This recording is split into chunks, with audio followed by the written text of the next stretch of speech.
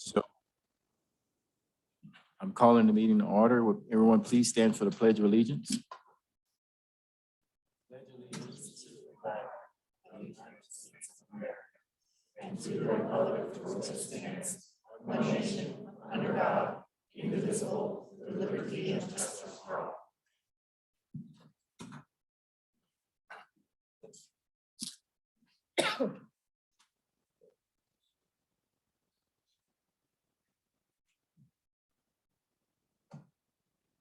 Okay, up next, we have roll call.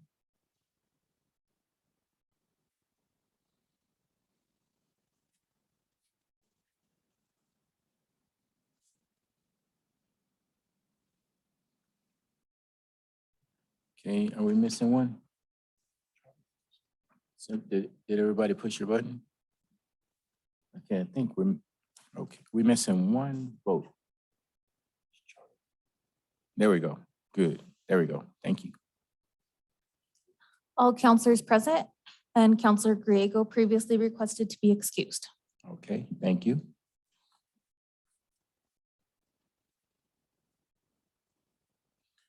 Next, we have the agenda approval. Councilor Vigil. Thank you, Mayor. I move that we approve the agenda as presented, excusing Mr. Griego from the meeting. I second. We have a motion and a second. Any further discussion? Nope.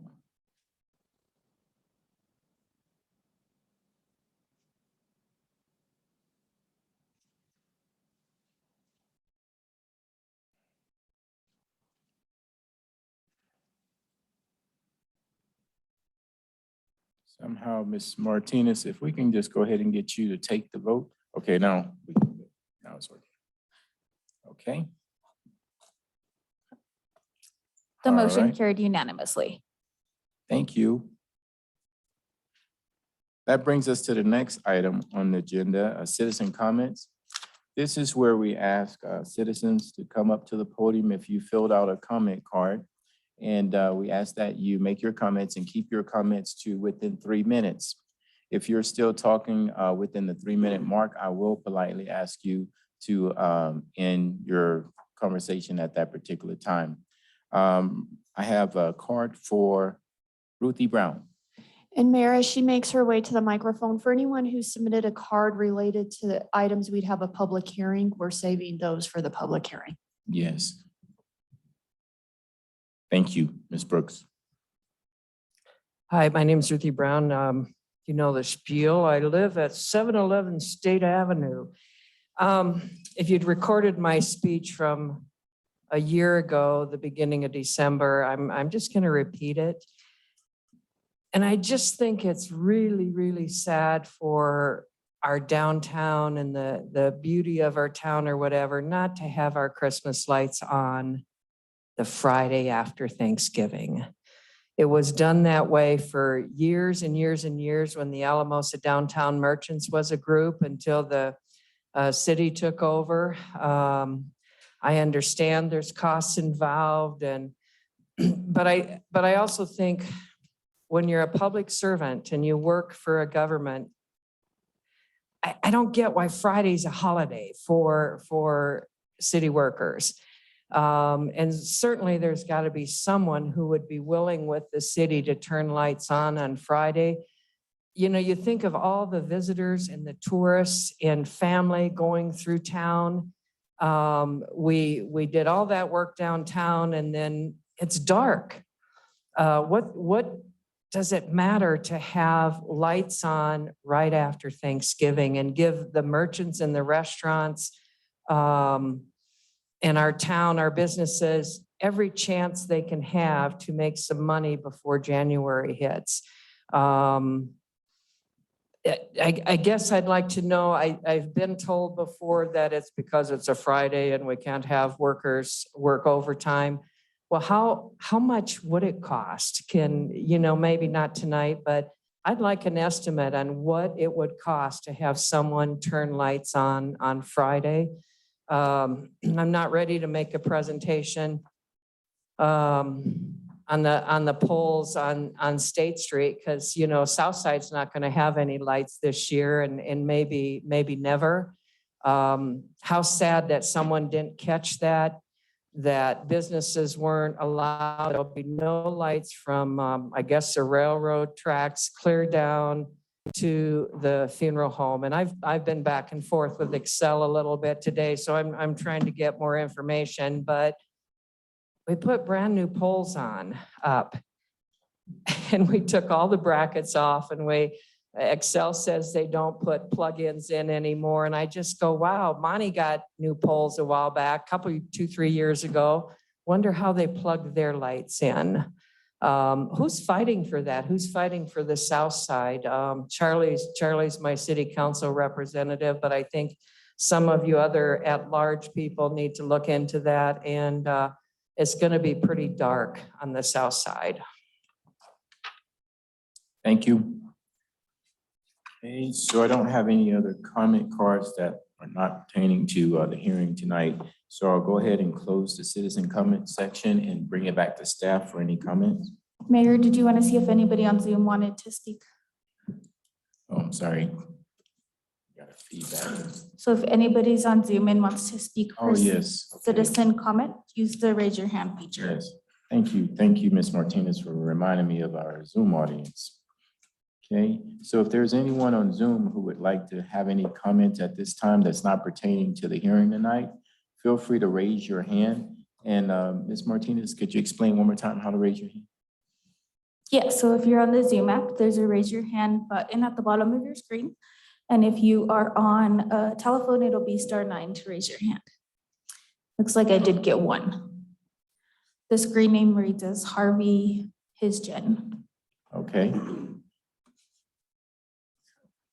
I'm not for sure if your name is Harvey or not, but that's what the screen says. So feel free to start talking. Okay, I think I'm unmuted now. Okay, go ahead. I'm Harv Hisgen. I'm the president of the Pike National Historic Trail Association. We have enjoyed working with many people in the San Luis Valley, and the resolution that we're asking you to pass tonight is just part of showing the National Park Service feasibility study team the support that there is in the valley. We see great or good economic advantages in a national trail passing through the valley. Also, because I'm an educator, I am writing interpretive material which will highlight many of the wonderful things that are available for the public to see as they pass through the valley. Now, that is something that the Park Service really likes, because it's something that they don't have to write. It's something that the association writes, which complements the National Park Service words. Thank you for your consideration. Thank you and have a good evening. Thank you. Okay, Ms. Martinez, I don't see any other hands raised. So now I am going to close the citizen comment and bring it back to staff for any additional comments. Thank you, Mayor. In regards to the request to have lights on earlier, it's not as simple as one staff being present in order to turn on the lights. It's a little bit simplistic of what would be happening. As you know, we have a whole ceremony. We coordinate to have staff here that have the sound system. We have multiple staff here to turn on the lights. And then others. Sorry, I'm trying to talk and make sure there's not that feedback. So it's not just one person. Now, if council was in serious consideration of wanting to move it, I'd be willing to run those costs for you if you want to have the employees come in on a holiday, or if you want to eliminate doing the ceremony and just having a switch flipped and those come on the day after, we could simply do that as well. So If council wants to have a future discussion on that and direct staff, we'd be more than happy to do what council's prerogative is. In regards to lights on State Avenue, similar to the information I shared with Councilor Griego to pass on to Ms. Brown, we were not aware that the poles were going to be removed. We thought they were just going to be moved. They were replaced. They were replaced with poles that didn't have electricity, which we didn't know. They also, when they took down the poles, took our brackets. So we are in the process of working with Excel to get our brackets back and have discussions in regards to if electricity is an option or not, what other types of decorations we can use, if solar is an option. So that information was passed on, and it is the stuff that we are still looking at. Okay, thank you, Ms. Brooks, for that follow-up. Okay, that brings us to the next item. Ceremonial items, the recognition of a retiring city council member, Councilmember David Brawls. So council, what we're gonna do is I'm gonna allow each one of you to say some words to Councilor Brawls. And then we'll go down there and we'll present him with a plaque, okay? So to make it easy, I'll just start and we'll just go all the way down that way and then I'll wrap everything up, okay? All right, Councilor Daniel. Thank you. You're welcome. Councilor Broyles, it has been an absolute honor serving with you. And I just want to say thank you for all of the perspective you brought. And as I said before, I think you have the highest integrity. And I really appreciate how it's apparent that you live your values. And I appreciate what you've brought to this city. So thank you for everything. David, it's been a pleasure working with you. I enjoy the advice and you know, the ideas that we come up with together and that we've worked on. It's been a pleasure working with you. I'm gonna miss you, and I hope you have a good retirement from this, because as Kyle will soon see, it's rock and roll. So I appreciate what you've done, and again, I'll be seeking some advice on financial issues if I need it. We do a little bit of shadow government type stuff, you know. Thank you, Dave. Appreciate it. Mr. Broyles, thank you for your service the last 4 years. Like I said 2 weeks ago, what I've learned from you the most is attention to budgetary items and that type of stuff. So I really appreciate that. You made me a better counselor, and enjoy your retirement. Thank you. Councilor Broyles, similar to what I said a couple of weeks ago, your passion, your truth to yourself really shows through. You really do care about our community. And what I appreciate is the fact is that what you see and what you feel, you're willing to say it and you stand up for what your beliefs are. I also am a little jealous about all the different golf courses you're going to be able to golf after you leave here and all the traveling you'll do, but you definitely deserve it. And so definitely enjoy. Thank you, Councilor Hennessy. And Councilor Broyles, I thank you as well. I thank you for your professionalism, your class act. I still remember how you stood up for Councilor Daniel several years ago, and that meant a lot. So I wish you much success in all your future endeavors, and enjoy golf, enjoy fishing, enjoy everything that you love, and enjoy your family, and continue to practice your faith. Thank you. Thank you. I just want to say thank you too. I think I said thank you 3 times now, but it's been an honor serving the city, the voters, and working with City Council. You're a great group, and also staff. So thanks again, and I'll remember this for the rest of my life, really. Thank you.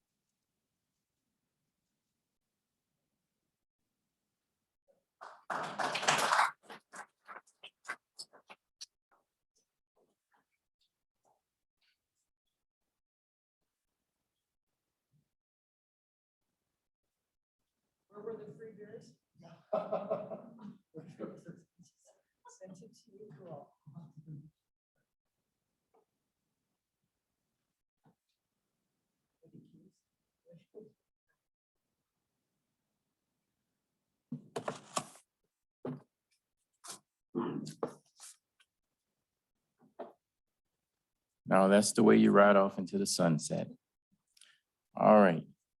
Okay, so the next item on the agenda is swearing in an oath of office for all the newly elected, re-elected and elected council members. So Ms. Martinez, if you don't mind telling us how you want us to come down there. So you all four can come down at one time, or you can come down one at a time. It's really up to you guys. How you all want to do it? Okay. Okay, all four at a time.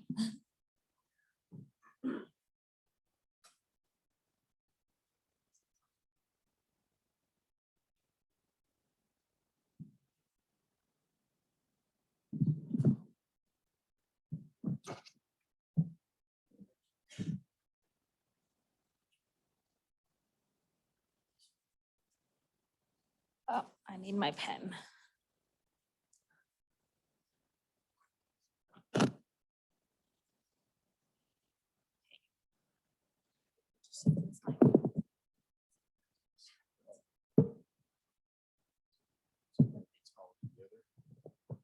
Well, you have to say which office you're taking, so we'll start with you.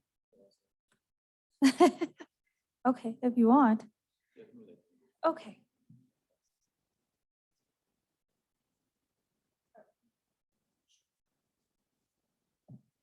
Okay, so you're gonna raise your right hand and repeat after me. I, Michael Carson, subject to the penalties of perjury, Subject to the penalties of perjury, do solemnly swear do solemnly swear that I will support and uphold that I will support and uphold the Constitution and laws the Constitution and laws of the United States of the United States and the state of Colorado, and the state of Colorado, and the charter and ordinances and the charter and ordinances of the city of Alamosa, of the city of Alamosa, and faithfully perform and faithfully perform the duties of Councilor Ward 4, the duties of Councilor Ward 4, which I am about to undertake. which I am about to undertake.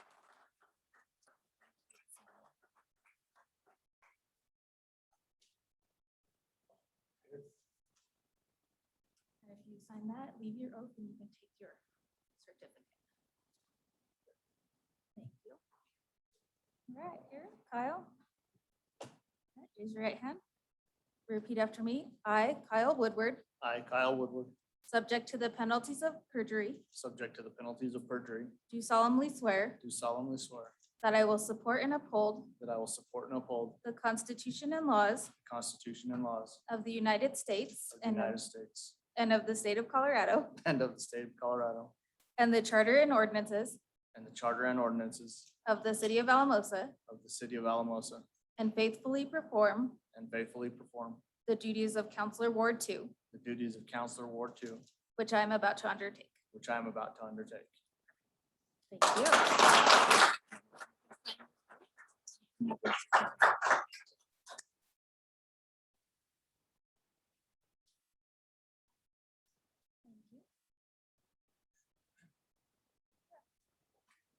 Ready?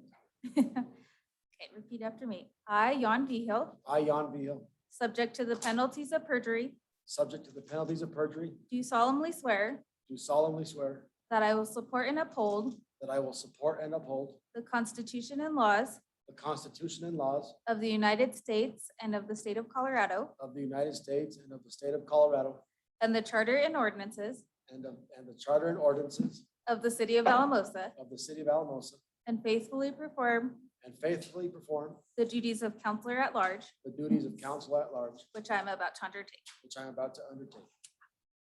Good job.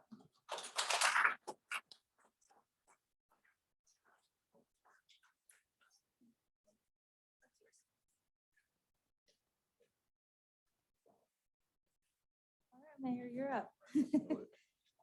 Okay.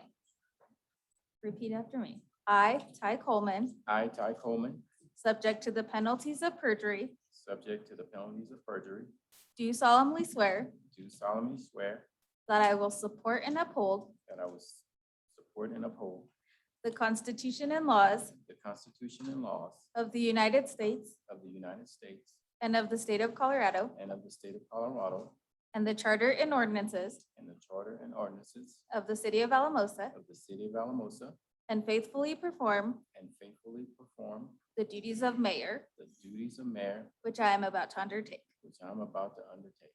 Thank you. Perfect. Mayor, I need to sign the first. Gotta sign.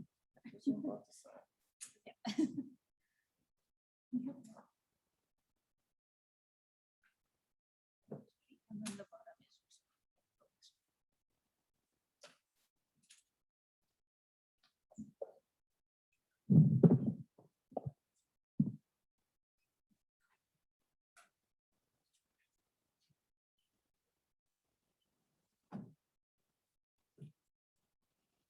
Thank you, Ms. Martinez, and thank you for that wonderful plaque that you had prepared for Councilor Brawls. We really appreciate you doing that on behalf of council and staff. At this time, I am going to allow all the newly elected officials and re-elected officials to say a few words. And I'll start with Councilor Vigil, and then we'll go this way here, okay? Councilor Woodward, and then Councilor Carson. Thank you, Mayor. Just to the city of Alamosa and all those who voted for me, thank you very much. If you didn't vote for me, I'm going to work hard for you as well.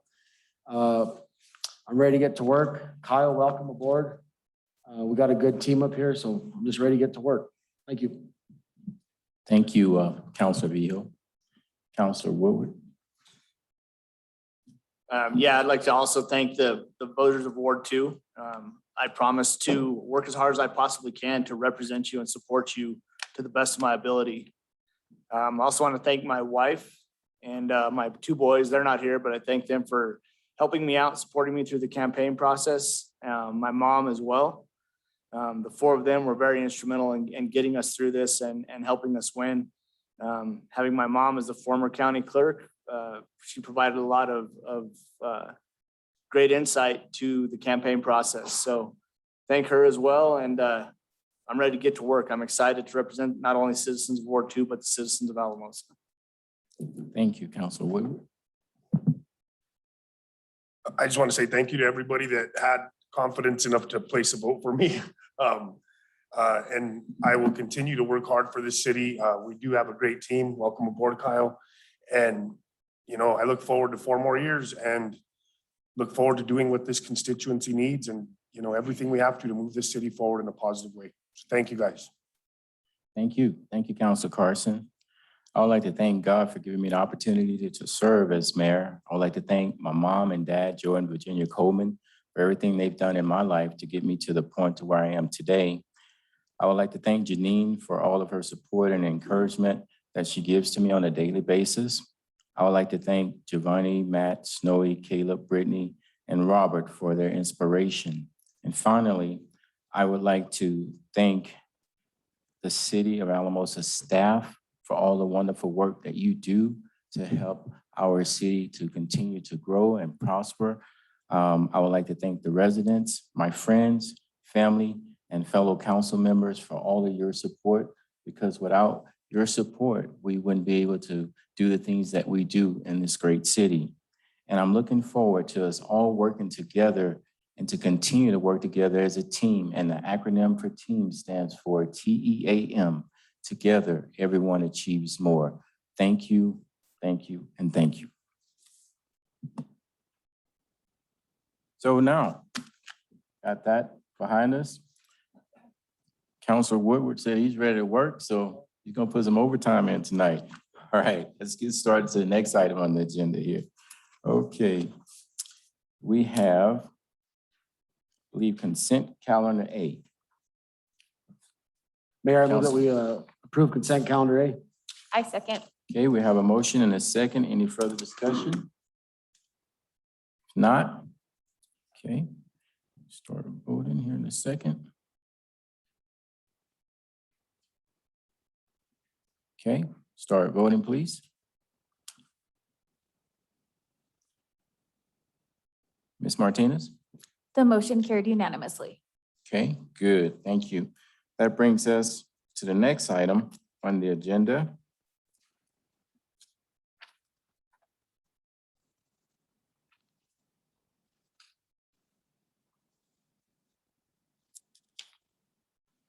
Which is a presentation from outside agencies. The LEAD program, I think I saw Carrie here a little bit earlier.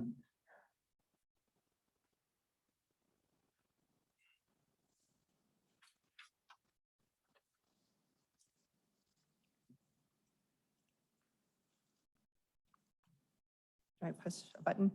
It's good. Yeah, Okay. there you go. Good evening. Nice to see everyone again. Welcome, Kyle. So I'm Carrie Deacon. I'm the Program Director at Center for Restorative Programs, and I oversee the LEAD program. The city funds our program over at Center for Restorative Programs. We've been doing this program since 2018, and I come in and I give quarterly updates to the City Council about what we've been doing with the program. So since I visited last with you guys, we've been pretty busy.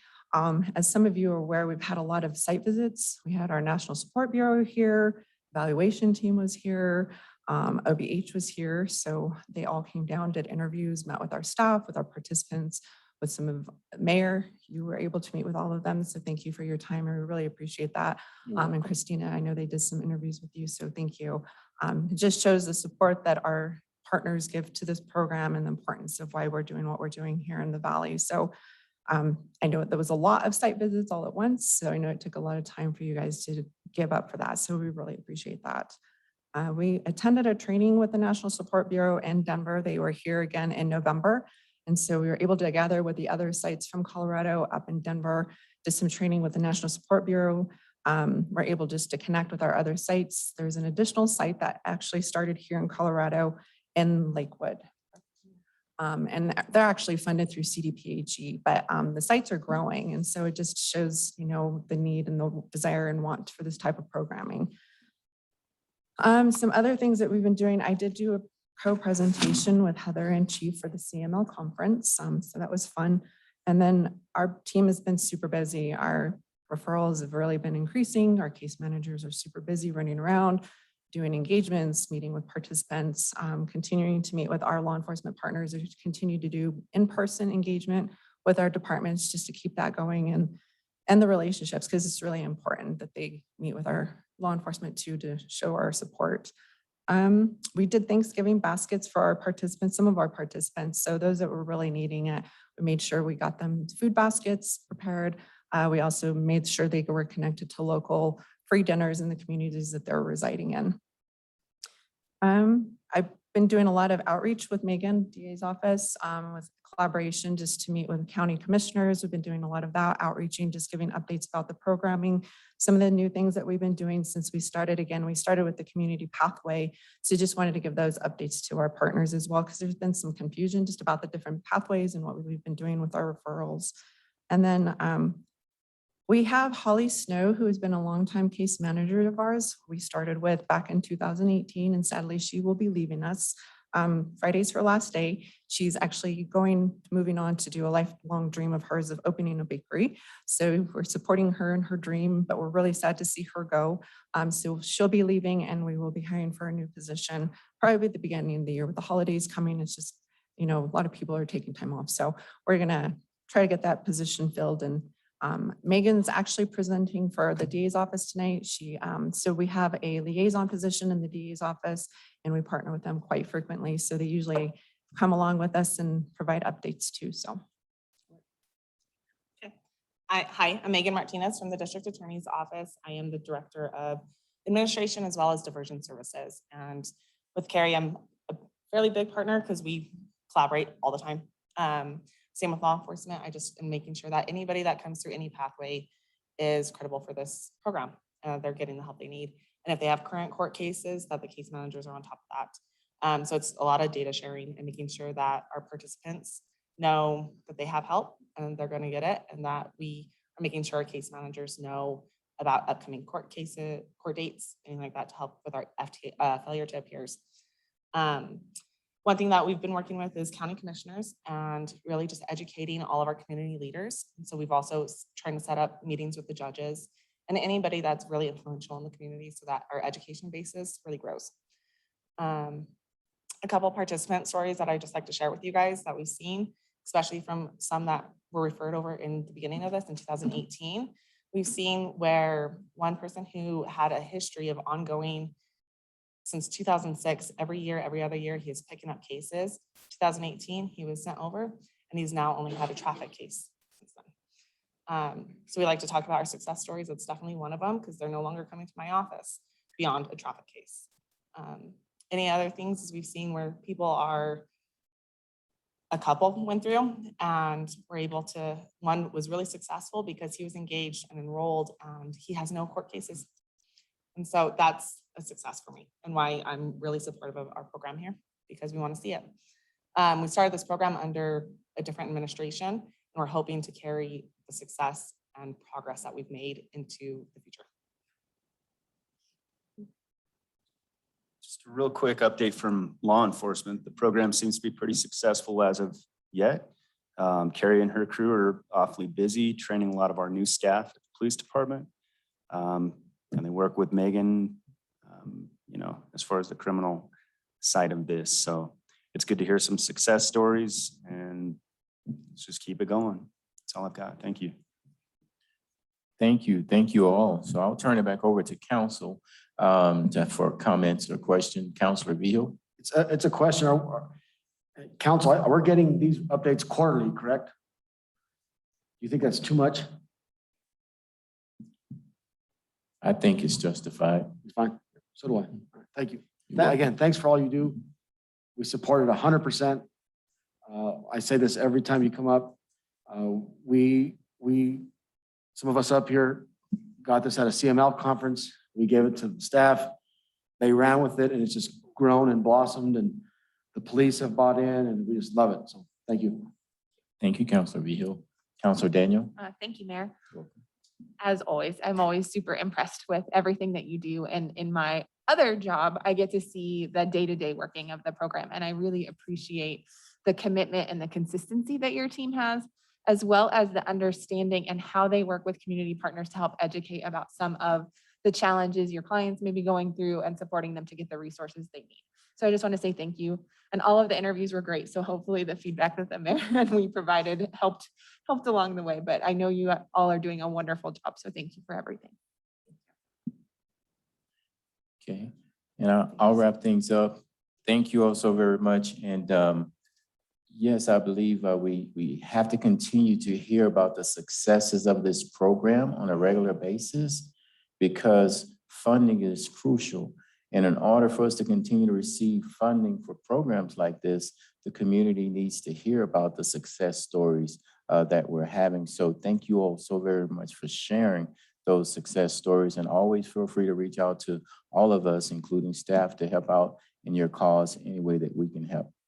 Thank you. Thank you. You're welcome. Okay, thank you, Council. That brings us to the next item on the agenda, on the boards and commissions, Homeless Coalition update. Thank you, Mayor. We have Dawn Melgaris with us today. She is the council-appointed housing representative on the coalition. Thank you. Good evening, council and mayor. We're here to, I'm here. There were supposed to be more of us here, but we've had some issues. So I'm here today to update you on what the coalition has been up to. As you're aware, the city put together the Homeless Coalition to have a group of community leaders look at the resources available to help with the homeless population and their needs. And in the last year, a little over a year, we have been very busy. We have discussed COVID and cold weather response actions on how we can do those as individuals, as well as through the city and other organizational resources.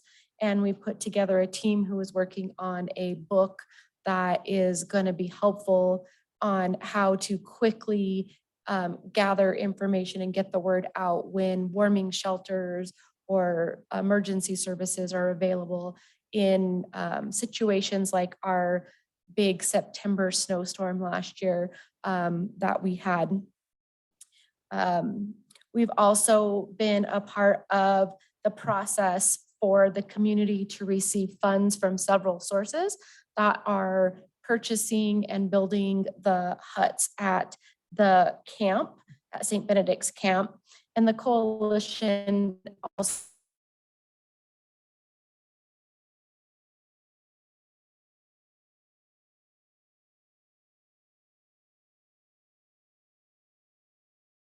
name where the St. Benedict's Camp name came from. But we have been a big part in the cleanups and the huts and all of the other resources that have gone out to the camp, including the rules and intake forms and helping the La Puente Homeless Shelter determine who gets huts and who just gets campsites. The biggest thing that we've done in the last year is the service matrix that was in your packet and is now up on the screen.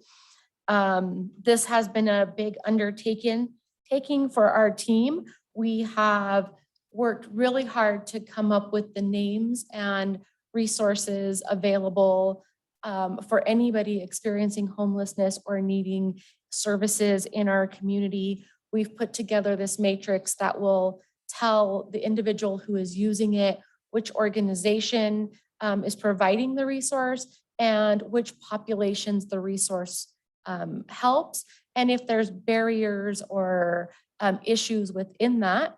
And then the coalition is using this matrix to come up with the gaps of what's missing in our community so we can then come back and try to find solutions to fill those gaps. The other piece of that is our resource guide, which is where we started. And this is a book of more in-depth information of the resources that are in the matrix, so that if somebody is starting on one or the other, they complement each other and will help the individual or the organization that is looking for the services determine which services are the best fit for them. Both of these documents, although not complete yet, have been a work of many, many man hours, both during meetings and as homework, which I thought when I graduated school, I would never have to do again. But it's been a great process because not only are we able to get the information out of the resources we're aware of, but as coalition members, we're learning about new resources that we did not know were in our community, and we're putting those resources to work. We've already used the matrix as a coalition to connect people that we've met with as members to resources and be able to make those connections faster. Instead of bouncing somebody through cold handoffs, we can make those warm handoff connections and know we're sending them to the right resources through the matrix process. And now we're using these two documents to work on those gaps and identify solutions. So the next piece of that is to go through and see, are there individuals or groups of constituents in our area that are not being served through the resources our community has? And how can we get the organizations and individuals out there providing services to help fill those gaps? Or are there needs for new organizations or new programs in there to fill them? And we anticipate this is going to need both grant writing, staff assistance, and the continued assistance of the coalition as we move forward. Thank you. Are you done? I'm sorry. Yes. Okay, thank you. Thank you. So I'll turn it back over to council for some comments or questions for you. Okay, Ms. Margaris. Okay, Councilor Hensley. So Dawn, you are a bright light for our community. I'm blessed to be able to be a board member of the Housing Coalition, which you are executive director for. And you have made such a difference for our community. And what's really exciting is I definitely have seen everything you've done. You think outside the box, you come up with creative ideas, your energy is endless, and what you've done for the Housing Coalition. But with that, it's that idea that it doesn't stop there. and that you're real concerned for our community, and wherever you can help and wherever you make that difference, you're willing to jump in. And so I just want to commend you, and I feel very blessed that our paths have crossed and that we get to work together and what you've done for our community. Thank you. Thank you, Councilor Hensley. So since I didn't see which light came on first, okay, Councilor Carson, then Councilor Daniel. Everything that she said. Thank you, Don. This, the coalition's done great work. This matrix is really impressive. I was looking at it now, and I appreciate what you guys have done. I really do. This has been kind of one of those issues that I really pushed for, and the problem's not going away. And I think you guys are doing a great job in helping bring all these resources together and putting some reality behind it. You know what I mean? So thank you. Appreciate it. Good work. Tell the rest of the team good work as well. I will. Thank you, Councilor Carson. Councilor Daniel? Thank you, Mayor. Don, I just wanted to say thank you, and thank you for being up here to speak. I know it was kind of going around how many people would be up here, so thank you for doing that for the team. And I just wanted to let the community and council know these meetings are like jam-packed and productive and great conversations and just a bunch of information and people who care to get the right information out. And I am always impressed by how much learning also happens. So like inevitably something is said and everyone's like, oh, I didn't know they did that, or I didn't know that happened, or I didn't know we could do that. And it's been just building that network of people who are also learning on their own, but then coming together as a collective to help the whole community. So thank you so much, Don, for presenting and being a part of the team. I think it's been really, really amazing work. Thank you. Okay, and Don, I'll wrap things up. Thank you so very much for the updates. Very helpful. And thank you for everything you do throughout our community. Because not only do you help out with the Homeless Coalition, you also help out with housing, the housing situation we have. And I'm gonna be real honest with you. I'm on several calls or Zooms or meetings on a monthly basis with people from across the state. And there's not one month that goes by without your name coming up, being involved in something. So thank you for representing our community as a whole. And when I say community, I mean the San Luis Valley as well. So thank you, and keep up the great work. Well, thank you. And I will pass on your sentiments to the Homeless Coalition. I know they've all worked hard to be part of this, even though they couldn't be here tonight. So we appreciate your support, and we look forward to presenting to you again. Okay, thank you. Okay. All right, that brings us down to the next item on the agenda, discussion on temporary council committee assignment. Ms. Brooke? Thank you, Mayor. Your next retreat is scheduled for February 5th, and that is the retreat where you would normally discuss appointments to the different committees.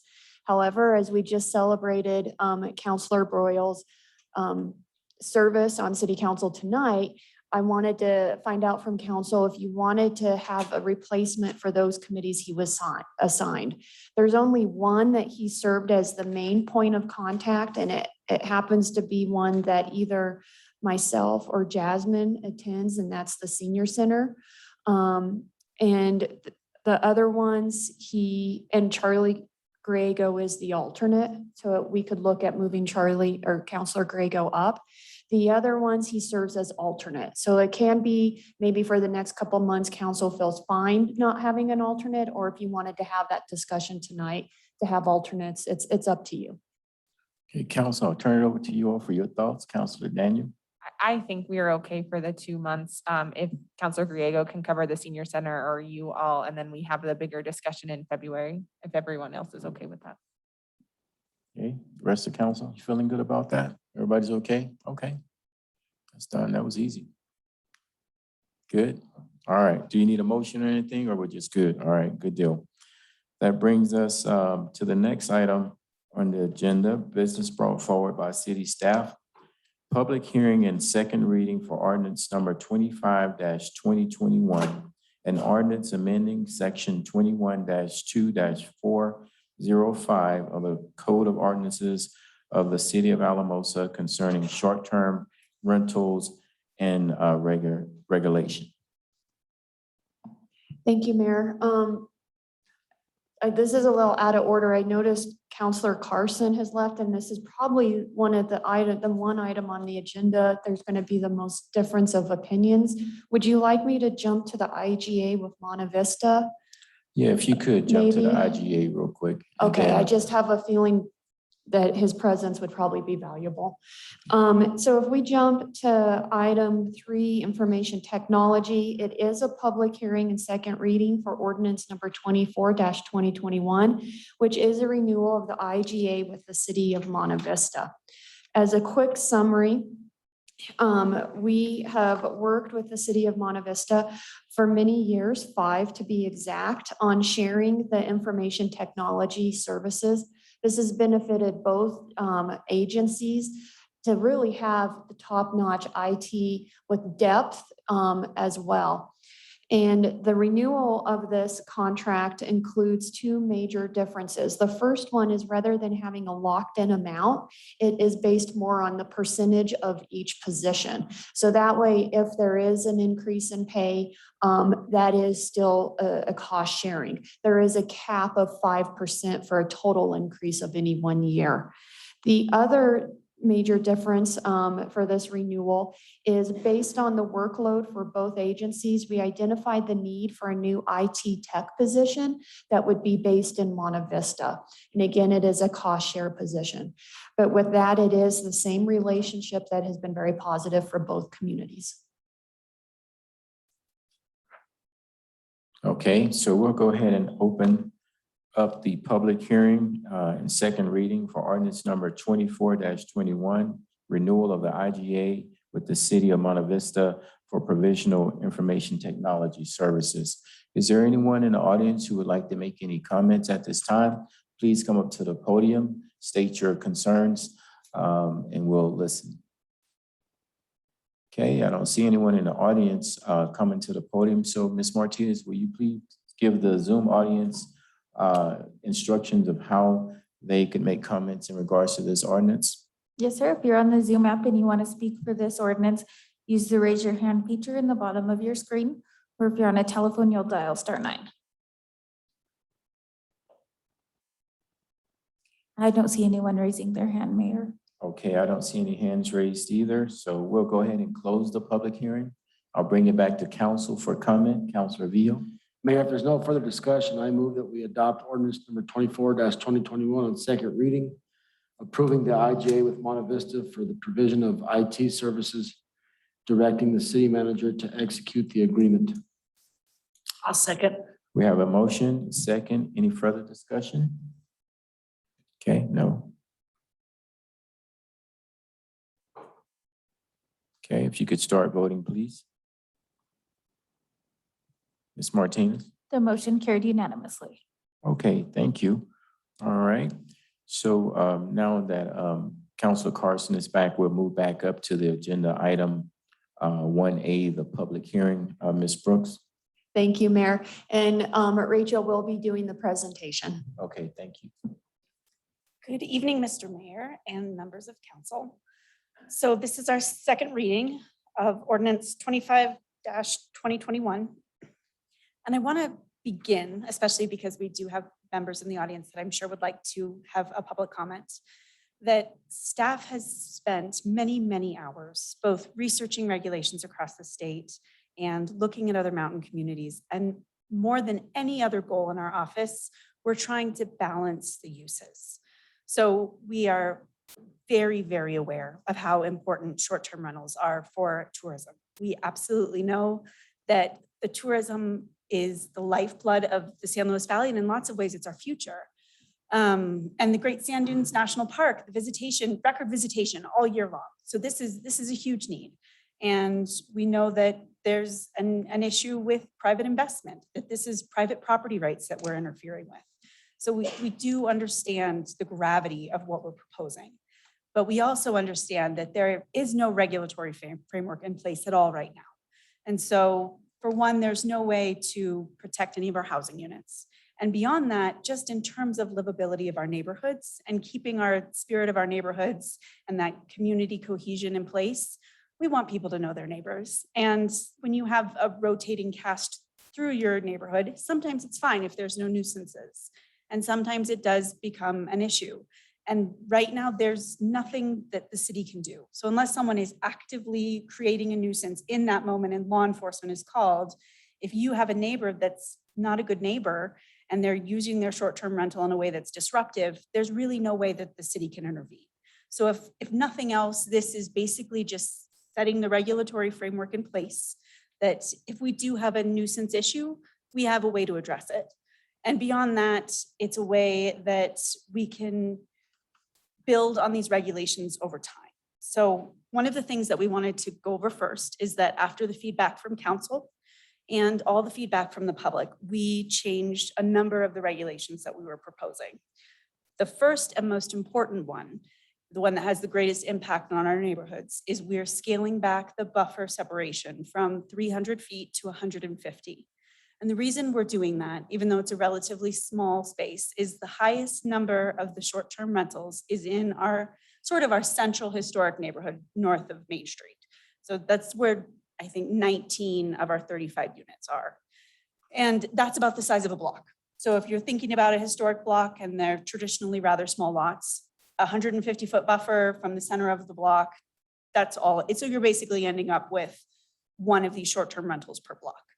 And we ran a lot of calculations about how many housing units that represents. You have a map that shows you buffers of different distances and how much housing stock it affects.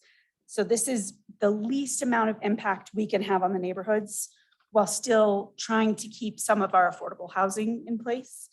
And again, affordable, I'm going to bring it up every time. Affordable just has to do with how much money you make.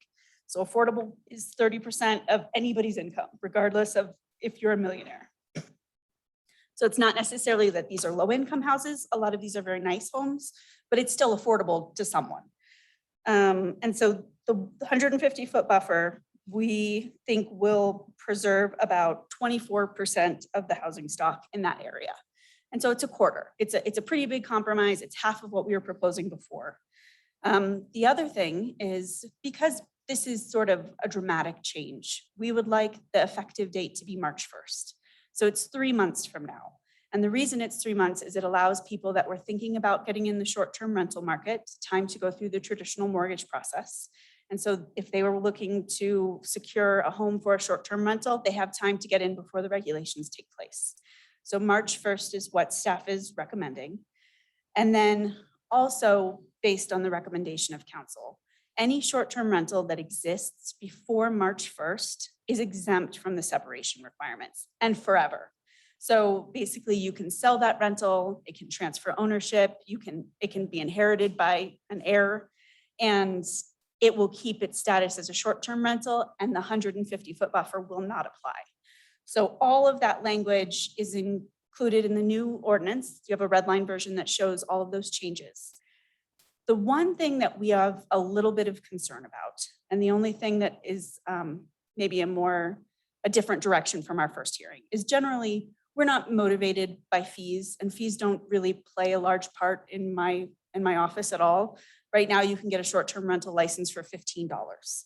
So one of the things we do want to discourage, because we want our tourism base to be strong and we want our short-term rentals to be used as short-term rentals because they are so important, we don't want people just sitting on licenses so that they prevent their neighbors from having short-term rentals. We feel like that interferes with the natural market and it doesn't really provide a housing benefit. It just allows people to try to control their neighborhoods.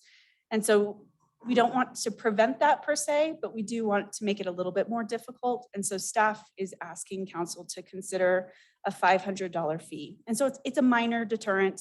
So if you're having a short-term rental, you'll make that money and it's not a big deal. But if you're just holding on to a license because you don't want your next door neighbor to have a short-term rental, you have to be really committed to doing that because it's a more significant fee. And then we can use that money, although it really, the revenue won't be much, but we can use it towards our housing initiatives. And so those are the things that we're proposing. A little bit of shell shock for the numbers. And I know that percentages are boring, but when we started this process in October, there were 19 in Alamosa. As of today, there are 35. So in just the time that we were we've been discussing these regulations and there's been press releases about them. It's increased by 84%. And so there is kind of a rush to get them secured, and we completely understand that. But these are kind of the booms that we are worried about happening across the board. We're worried about it escalating this quickly and us just not having the rules in place to address it. Beyond that, I really have to stress, the land use code is a living document. It should always be a living document. And if we get to a point where we start to catch up on our housing stock and we're no longer 500 units behind, and we have all of our short-term rentals being motivated by the enforcement framework, so they are great neighbors. They're wonderful additions to the community, and it helps bring up the profile of all of our Airbnbs. As long as we have that in place, we can always look at removing the buffer requirement or lessening it. That's always an option. And it's a relatively fast option if we decide that it's not something that works in Alamosa. So more than anything else, this is just, we need some sort of a regulatory framework in place. It's the best way to address both the nuisance issues and the housing stock issues. But again, it's the smallest possible impact we can have where we're making a meaningful difference. And so we're really trying to protect the private investors, but we also want some portions of these code changes to have some weight on protecting housing. And that is all I have. Okay, thank you so very much. We appreciate it. So what we'll do, Ms. Brooks, is I'll go ahead and open it up for a public hearing, okay? So we're gonna go ahead and open up the public hearing and second reading for ordinance number 25-2021.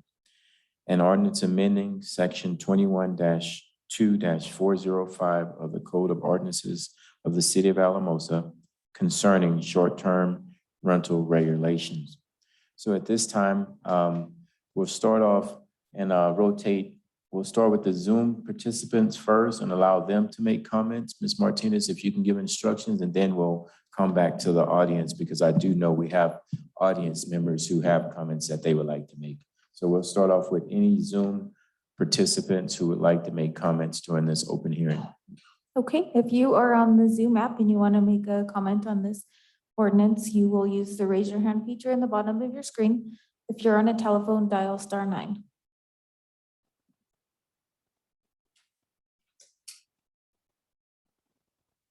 Okay, this will be the final call for the Zoom participants. We won't be coming back to Zoom after we leave Zoom. So if you plan on making any comments during this hearing, I do suggest you raise your hands now.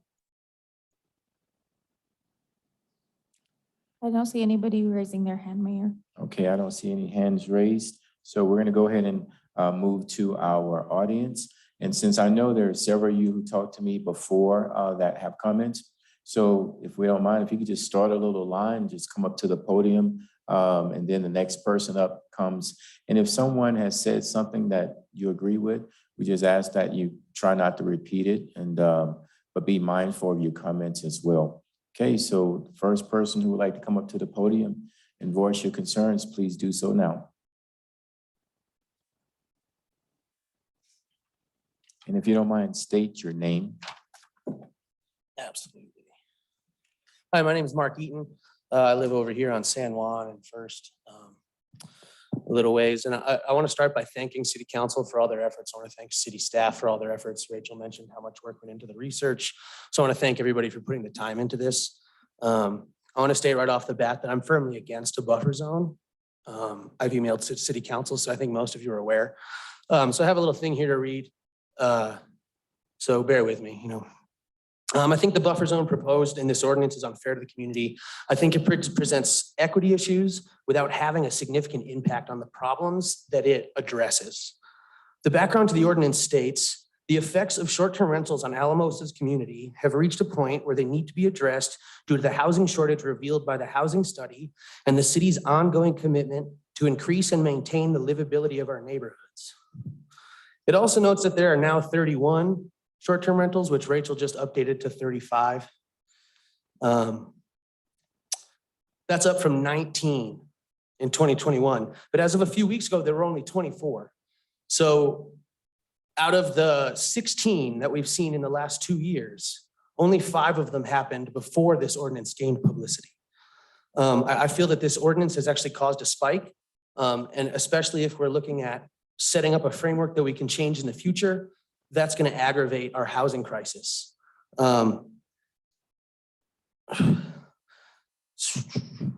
The background also implies that the growth in units is 16 per year. I did a little bit of math. The numbers in the background are a little rounded, so I'm probably off by a little bit. But the increase that I calculated before the 4 additional that Rachel just mentioned was 15% of our annual increase in housing stock just in the last few weeks.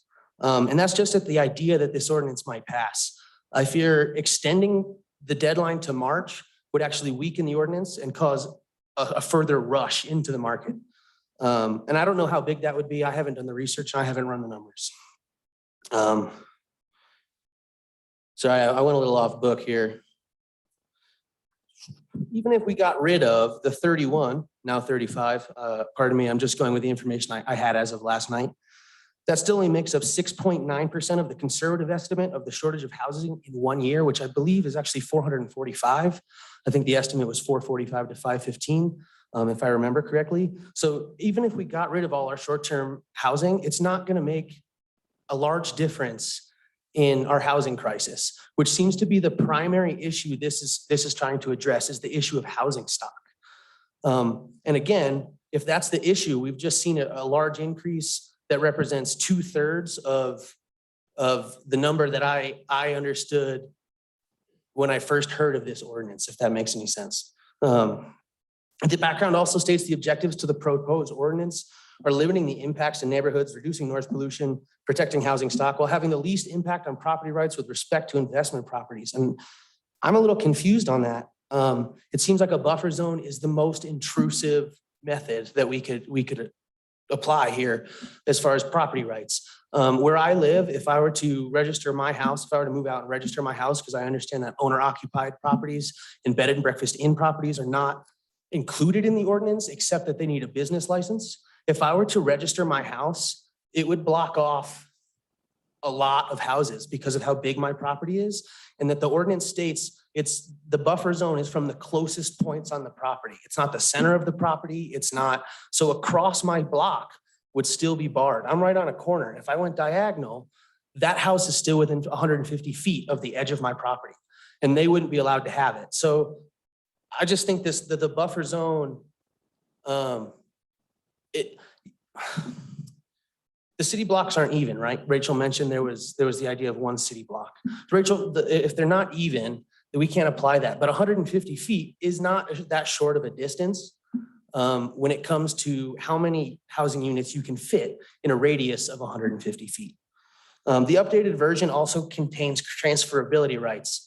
And that part confuses me because as far as I understand, generally assets don't own licenses to perform services. Good examples are driver's licenses, CDLs, a liquor license, my conceal and carry license. If I sell a gun, you don't get my license with the gun. So I don't understand why selling a property would carry an exemption right to a city ordinance. So that's a big concern of mine. It also could distort the housing market, giving those of us who get in ahead of time houses that are more valuable than our neighbors because they have an exemption to a city ordinance that bars the use of their neighbors, as I understand it, from short-term rentals. That doesn't make any sense to me. I think to round up, and I'm sure you can tell I'm a little nervous here, the buffer zone changes incentives. It warps the economic system we're in by distorting competition, and it gives owners every reason to hold their licenses forever while potentially decreasing the relative value of neighboring properties. Essentially, economic issues, in my opinion, are best dealt with through incentives, and economies are dealing with scarcity, and this ordinance creates false scarcity when there's already sort of an abundance of scarcity, right? We have a housing market that the last 2 years have been insane, and I bought a house right before it all happened, so I can tell you that I'm shocked by what's happened in our housing market, and I don't think this ordinance is going to help. I'd like to propose an approach. I didn't want to come here without any ideas at all. My idea here is to tie the number of short-term rentals a person can own and operate to the number of long-term rentals they can own and operate. Anybody who read what I emailed today I think of it as N+1, where N is the number of long-term rentals you own, and N+1 is the number of short-term rentals you can register. What that does is it alters the incentive. If you own 10 properties, you can't have 10 short-term rentals, which as of 3 weeks ago, the Alamosa Citizen put out an article, and my understanding was that the couple quoted in the article owned 25% of the short-term rentals in town. Somebody owning one short-term rental isn't as big of an issue as somebody owning 5, 6, 7, 8. If we can change the incentives by forcing people to support long-term housing units, it will drastically reduce the rush into the short-term rental market, in my opinion. I'm not an economist. I've only had 3 weeks. I've got a full-time job and 2 kids. I haven't done the numbers, to be honest with you. So I think if we use that approach, you don't have an issue where just because I bought this house and the neighbor has a short-term rental, I can never use it as a short-term rental. Anybody who's bought a house can attest to, you don't really get to say, oh, I want a house right here because there's no buffer zone. That house has to be, that's not really how buying and selling houses work. So it creates a barrier and an equity issue to anybody who isn't already in the game, as it were. And as somebody who's been looking at properties, considering buying one to turn into a long-term rental, it disheartens me to think that I could buy a property and never be able to use it as a short-term rental simply because my neighbor was already doing. I don't believe this addresses any nuisance issues. It doesn't say anything about addressing nuisances except spreading short-term rentals out. And so I'm confused by that part of the bill. I live near about 4 of them. As I noted, I live on the corner here, First and San Juan. There are a number of short-term rentals around me, and I've noticed no nuisances in the last 2 years. So considering that over 2 years, we had 26% growth, and then in the last few weeks, we've had another 84%, I think it highlights that this ordinance is really causing all the wrong incentives and is bad for the community. So thank you. I appreciate it. Thank you. Thank you.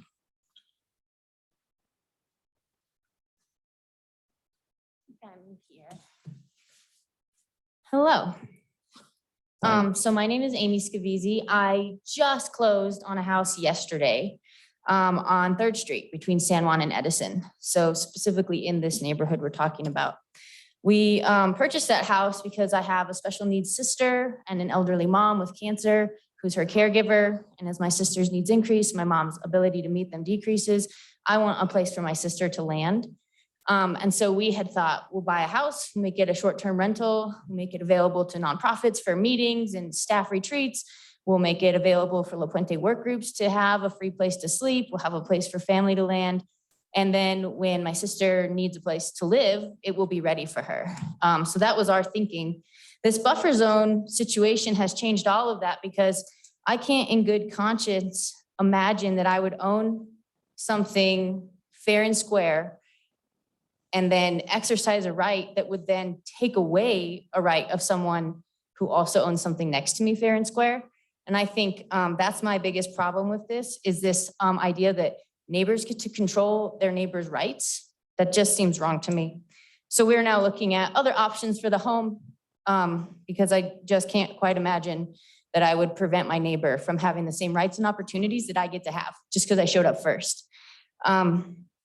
I do want to say I wholeheartedly support the goal of this ordinance to propose a balance. I know that short-term rentals can wreak havoc on small town tourist economies. I wholeheartedly understand the housing crisis we're in, and I think that's something I'm very passionate about. I don't really see how, like Mark had referenced, before this ordinance gained traction, there were 23 short-term rentals. I don't see 23 houses solving a housing crisis. I do see, though, a boom created by this becoming a public conversation with an 80% increase since it became a public thing. So I think that if you push this off even further until March for people to register, you're going to see that boom. You're going to see a 500% boom on these short-term rentals. Also in the ordinance, there's no requirement to actually use your short-term rental as a short-term rental. So why wouldn't I just go ahead and register my new home as a short-term rental and then use it however I want to? Put tenants in there, put my sister in there. into perpetuity of a short-term rental, just so I have the option in the future. In the meantime, I'm definitely screwing my neighbors. And $500 a year is like a car payment in 1 month. That's not an incentive for me to give up a license that would put a $20,000 addition to the value of my home when I sell it. And it's gonna mess up the appraisal values of everything on the street when that happens. So I'm very concerned about that. I 100% agree. This is a problem. We have to find a balance. The what of this ordinance, I think I can stand firmly on the same foundation as Rachel and the city staff. I applaud them for all the work that they've put into researching this problem. It's exhausting. It's a huge amount of work. I know I stand here with a lot of criticisms, but major hats off to the work they do. And I know it's exhausting and hard, and it's never fun to put something together like this and to have to reconsider some stuff. But my concern is that this is an oversimplified response to a really complex and dynamic issue. I think our housing crisis, the shortage of housing, has as many facets as a diamond. And this solution is basically calling it a two-dimensional line with two sides. And I think that there's going to be unforeseen consequences because of that. Specifically, I see it as catering to wealthy people. A very, very few wealthy people right now can go purchase homes. Lots of people, how do I say this? Very few people can go buy a house outright with a cash offer. That's the top most wealthy portion of your population. And that's who's gonna go get to register as many short-term rentals as they want to before March 1st. So it caters to them, and it leaves your upper class, your middle class, your lower class, your next generation investors totally out of the game. The way I see it, to draw a quick metaphor for you, it would be like if you made an argument that said, you know what? I think dunking has changed the game of basketball. The technology in our shoes have changed. Sports medicine and sports training has changed so much that people who never would have been able to dunk before are able to dunk now. And it's changing the entire game. So we need to address that and find a balance where dunking isn't everything in basketball anymore. So what we're gonna do is anyone who's ever dunked and scored in a game before, you get to keep dunking. You're grandfathered in. But if you haven't yet dunked in a game and scored, you are not allowed to score that way anymore. And into perpetuity, those people who are grandfathered in, they can sell their jersey to whomever they'd like when they retire. That person gets to keep dunking. So it just totally eliminates your rising stars. You're not gonna be able to dunk. It totally eliminates the up and coming players. And yeah, it just into perpetuity guarantees wealth for very, very few people. I think about maintaining or retaining families. I have a 7-year-old and a 4-year-old. I'm in my 30s, my husband's in his 40s. Like, we are the family that you struggle to keep in Alamosa. Generating wealth is a major incentive. Being able to generate wealth and secure your family's financial future in a community with an incredibly high poverty rate is part of why we kind of want to stay here, because we know that, like, we love our community and we see opportunities for us to invest and generate passive income, which helps to secure our family's financial future. We are crawling out of poverty. We just reached middle class finally after decades, right? This makes it so hard for your middle class families to be up and coming and generate wealth for their future. It's really like declaring, like, out of the blue that we're playing Monopoly and we're gonna crown these select few as the automatic winners. Nobody else gets to, we're removing the motels from the whole board game. If you've got one, you keep it. Otherwise, it's not even an option. So those are my challenges with it. I also wonder, what are the metrics of success? How will you look back on this 6 months after it goes into effect, 2 years after it goes into effect, and say, that was a good choice. I'm happy we made that decision. That was the right way to handle the situation. Are we measuring that somehow? Like, what does success look like in this situation? And again, like Mark, I have so many ideas. I would love to be on a team where we talk about ideas, because I think this is a real problem, and being ahead of it before it really becomes imbalanced is a great idea. And I think up until this bill, this ordinance gains public knowledge, it was not out of balance. Maybe I'm wrong. 23 doesn't seem so out of balance. The N+1 idea, I think, is brilliant, but I know there's other things too. I know that you could actually have fees for short-term rentals. The profit margin on a short-term rental for a long-term rental is like 500 or 600%. Change that. We can tilt the scale, you know? It's like saying, for this business to be successful, we have to sell the blue balls and the red balls, and everyone's buying the red ones. How do we sell more of the blue ones? Do you take the red ones off the shelf, or do you make the blue ones sexier somehow and make that the ball to buy? And so I really feel that the solution here is to tip the scales in a way that allows for us not to interfere with private property rights, and not to pit neighbors in a situation where my decisions directly control the right of my neighbor just because I happen to have already purchased a home. So I think that's everything I have. Oh, and competition. I think about what I would rent my short-term rental for, the house I just bought, and then the price I read in the Citizen article, and I'm like, oh, yeah, I would bring some competition that would keep those prices affordable for our tourists. But again, if you let a select few number of people have the entire short-term rental market, then they own it, and they're gonna own the prices too. Yeah, I think those are all my concerns. I think there's a lot of ways to make this a more equitable way to address the problem. And I also worry that there are a lot of people who didn't get to have a voice at the table in these conversations. I think the research was really important. Data, statistics, what other towns are doing is really important. And I also think, again, if you think about the families you're really trying to retain in this community, how many people were interviewed? I only read one person in the article. I have no idea what the answer is, but publicly, what I know is the Bautistas were interviewed, which might not have been the best voice to put into the article. So anyways, that's all I've got. Thank you for your comments.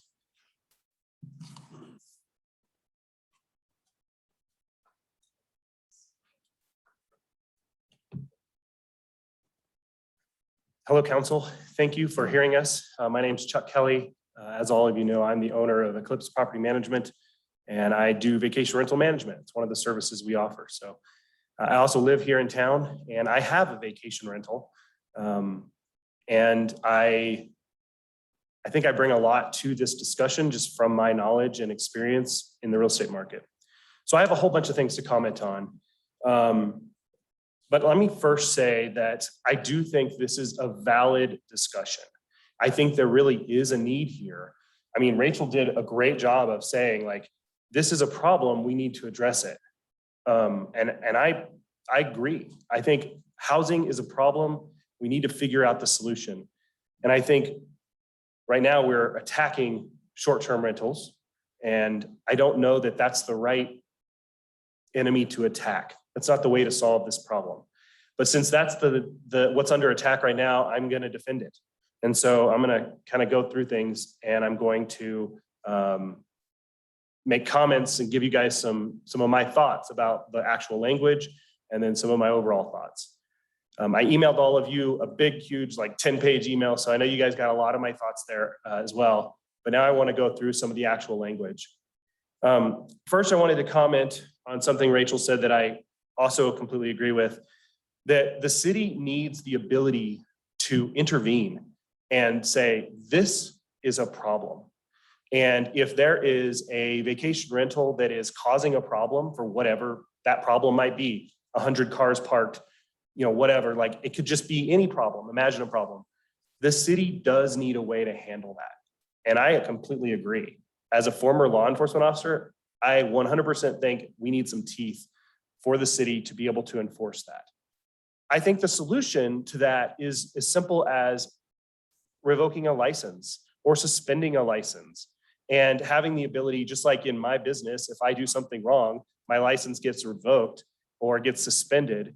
And so it keeps me honest, right? And I think once we go to a system where you have to have a license, which I think is already the system, then that could just be revoked or suspended. So the city needs more teeth, but we kind of have it right there. We don't need to go to this extent. Okay. I'm gonna get specific real quick for you guys. I'm looking at the redlined language in the new ordinance proposed. And right off the bat, Rachel said that they amended it to say 150 feet. The version I have still says 300 feet, no big deal. I think 150 feet makes more sense. However, I agree with everyone before me who said that I don't think the buffer zone is the solution here. I'll get to what I think the solution is at the end, but I don't think this is the right solution at all. 10 feet, 150 feet, 300 feet, doesn't matter. I think the buffer zone is a bad model. The other thing that's weird is it's property line to property, not line. So big lots get hurt more so than little lots. It's very interesting why that was picked. I don't know. The other thing that hit me was it says short-term rentals are not permitted in multifamily dwellings. And I started thinking about that because to me, multifamily means 5 or more units. Because I'm in the real estate market, if you buy a multifamily unit, it's 5 or more units. A fourplex or a triplex or a duplex is considered single family. But I started thinking about it and I'm like, I don't know that that's a defined thing in the law, and it's definitely not defined here. So what is multifamily? It's undefined. It goes on to say that a duplex shall be considered as 1 unit, but why not a triplex? In the mortgage world, right? A 4 units, a single family home. So why is it different and it's not defined? It should be. And why not a triplex? Why couldn't you have 1 unit out of 3 that would be a vacation rental? I don't see where there's a problem there. If you've got a 20-unit apartment complex and you have 1 vacation rental, I kind of get it, but I don't see the difference between a short-term rent or a triplex or a fourplex. The other thing that really struck me as interesting is, and I've said very publicly, I think that the transference or the ability to transfer the license to someone else, either upon your death or upon a sale or any of that, I think is a really critical piece. I think it is something that we can't miss because it's just a fact. I put in an email, you guys saw all my examples. The biggest issue though is when I read the redlined ordinance, it's very clearly that the only people who get that ability to transfer are the people who are grandfathered in. And that just blows my mind because I'm sitting here thinking, okay, let's just say this ordinance passes as it is, and Amy is able to make her house a vacation rental. And then God forbid something happens to her. She can't pass that on to her kids just because she came second. Why is that different if you're grandfathered in? It just seems really weird to me. They should just be transferable, not transferable if you got grandfathered in.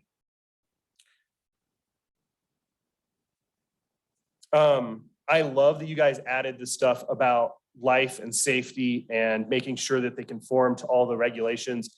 I think this is a really important part of vacation rentals in general, like nationwide, because hotels have all kinds of standards they have to follow, but the short-term rental market is not regulated enough. And so I think it's really great that you guys are adding that. And I love to see that in here. I was really shocked that there was nothing in here about cameras, because that is the big news thing, right? About people putting secret cameras in their short-term rentals, in places they shouldn't be. And I thought, I can't believe they did this, but they overlooked the idea of not allowing cameras in interior parts of the house. Like in our short-term rental, we have cameras on the outside, but not on the inside.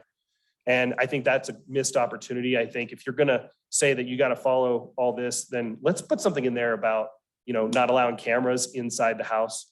And, if you have to do some kind of inspection, that should be something your guys are looking for, because it probably isn't happening here. It's probably not that big a deal, but, we've all read the news articles where, that happens in Florida or whatever, right? Okay, moving on, there's this new section they just added about the advertising notice, about how all advertising shall include the short-term rental license number, and they give a description. And it says in the listing title. And I'm sitting here thinking, in the title, like you get this little tiny blurb on Airbnb to describe your property. That's the title of the page, right? And you want me to take that and add this, like use all my space to say that this is an Alamosa STR number, blah, blah, blah, blah, blah.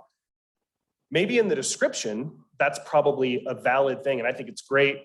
Try to identify that this is legit.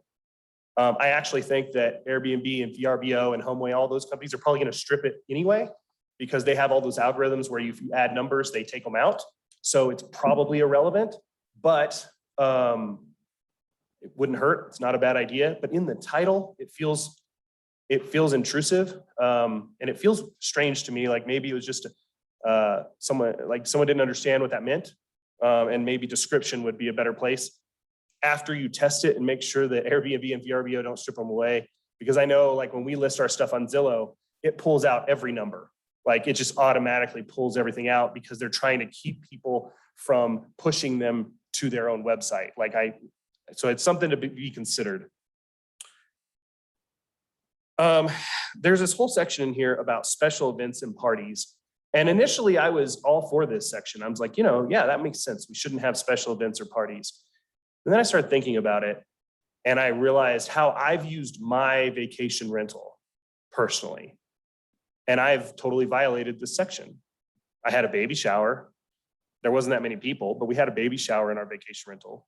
We had a birthday party in our vacation rental.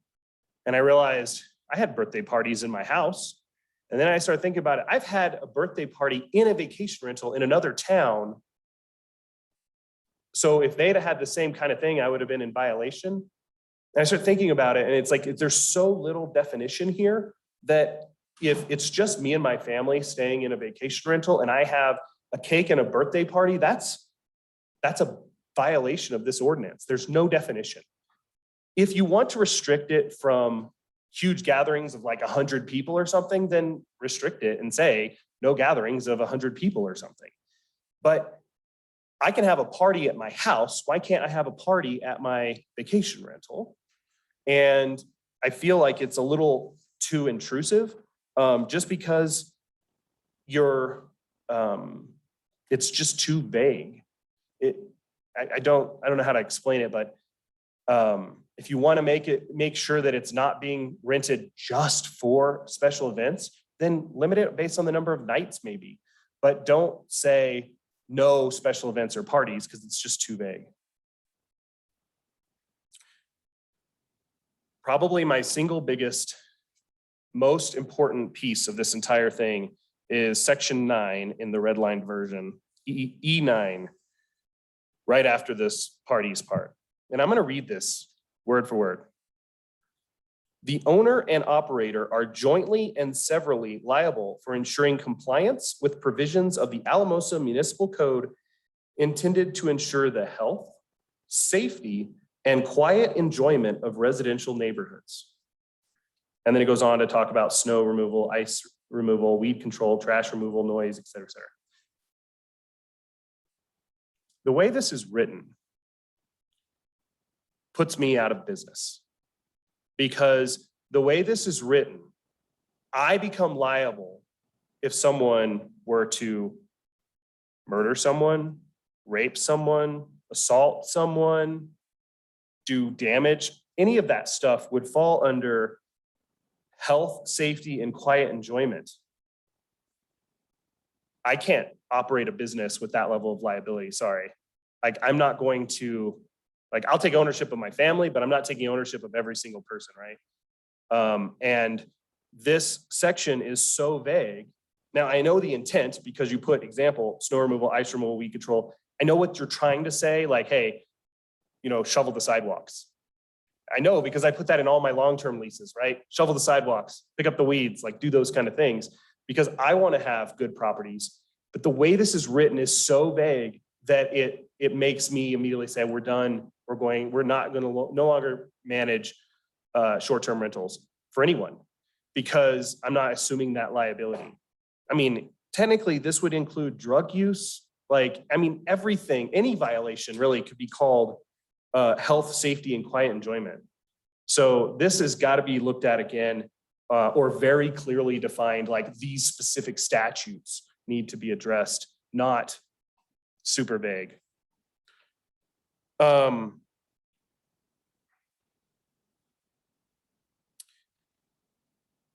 We are not a huge tourism town. We're not Breckenridge.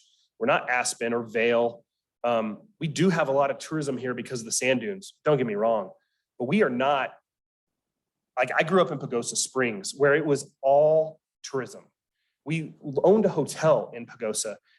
We lived and died by tourism. Like we could map the seasons by when we got to eat steak and when we were having ramen, right? Like we could feel it. Here it's not like that. There's a lot of tourism, but I can tell you almost exactly how much it is because I had my vacation rental manager, Katie, I had her go through all the last 500 nightly stays that we've had and go through and see if she could identify why they were here. And she pulled up about a third of them were here for work. They were staying in a vacation rental for work. It was actually less than 2/3 were staying for vacation or for tourism. It was a lot of people here, traveling nurses, traveling doctors, a lot of construction workers, stuff like that, who are staying in vacation rentals. So it's serving a need that we need. I don't think that everyone realizes, like Pagosa Springs and Breckenridge and stuff, they're all struggling with these vacation rentals, but we're not there because we're not that, it's not 100% tourism. I think that this entire idea of restricting short-term rentals needs a work session. It needs a lot of people to sit down in the same room with opposing ideas and talk about it and say, hey, well, I think this and you think that, and we need to have this work session. And I think that is what needs to happen next. I think we need to slow down. We do need to do something, but it doesn't have to be this ordinance and it doesn't have to be today. I think we need to slow down. And that work session that we need to do, I will volunteer my time to sit on it and help in any way and bring the professional view and do whatever I can to help. And then I'm going to close with, because I see you guys my email and I'm not going to harp on that, but I'm going to close with what I think is the solution. And I think Rachel mentioned it. I think we do need to increase the fee. We don't need to do all of this buffer stuff and increase the fee. All we have to do is increase the fee. If you just make it $500 to get a short-term rental license, the end, there is no buffer zone, there is no rules, there is no can't transfer or whatever, it costs $500 to get a license. Then you don't get the mad rush of people. You don't get the people going, oh my God, I'm gonna lose my opportunity. I bought this house to someday turn into a vacation rental. You don't get that. You get people who are serious. And if the vacation rental market blows up, it's only going to support so much, right? There's not hundreds of thousands of tourists coming to Alamosa. Every house will never be a vacation rental. So keeping that higher fee would let the market adjust itself. As we get too much inventory, the people who aren't making it, who aren't doing it, just aren't, maybe they're overpriced or their place isn't nice enough or whatever, those people won't pay the fee. They'll drop off and they'll turn it into a long-term rental or they'll sell it. The market will adjust automatically. And so I encourage you guys to relook at this entirely. Vote no on this ordinance tonight, and then let's redo this. Let's start over and let's bring in the community and do it right. And that's all I have. Thank you, guys. Thank you. Thank you for your comments. Okay, up next, please.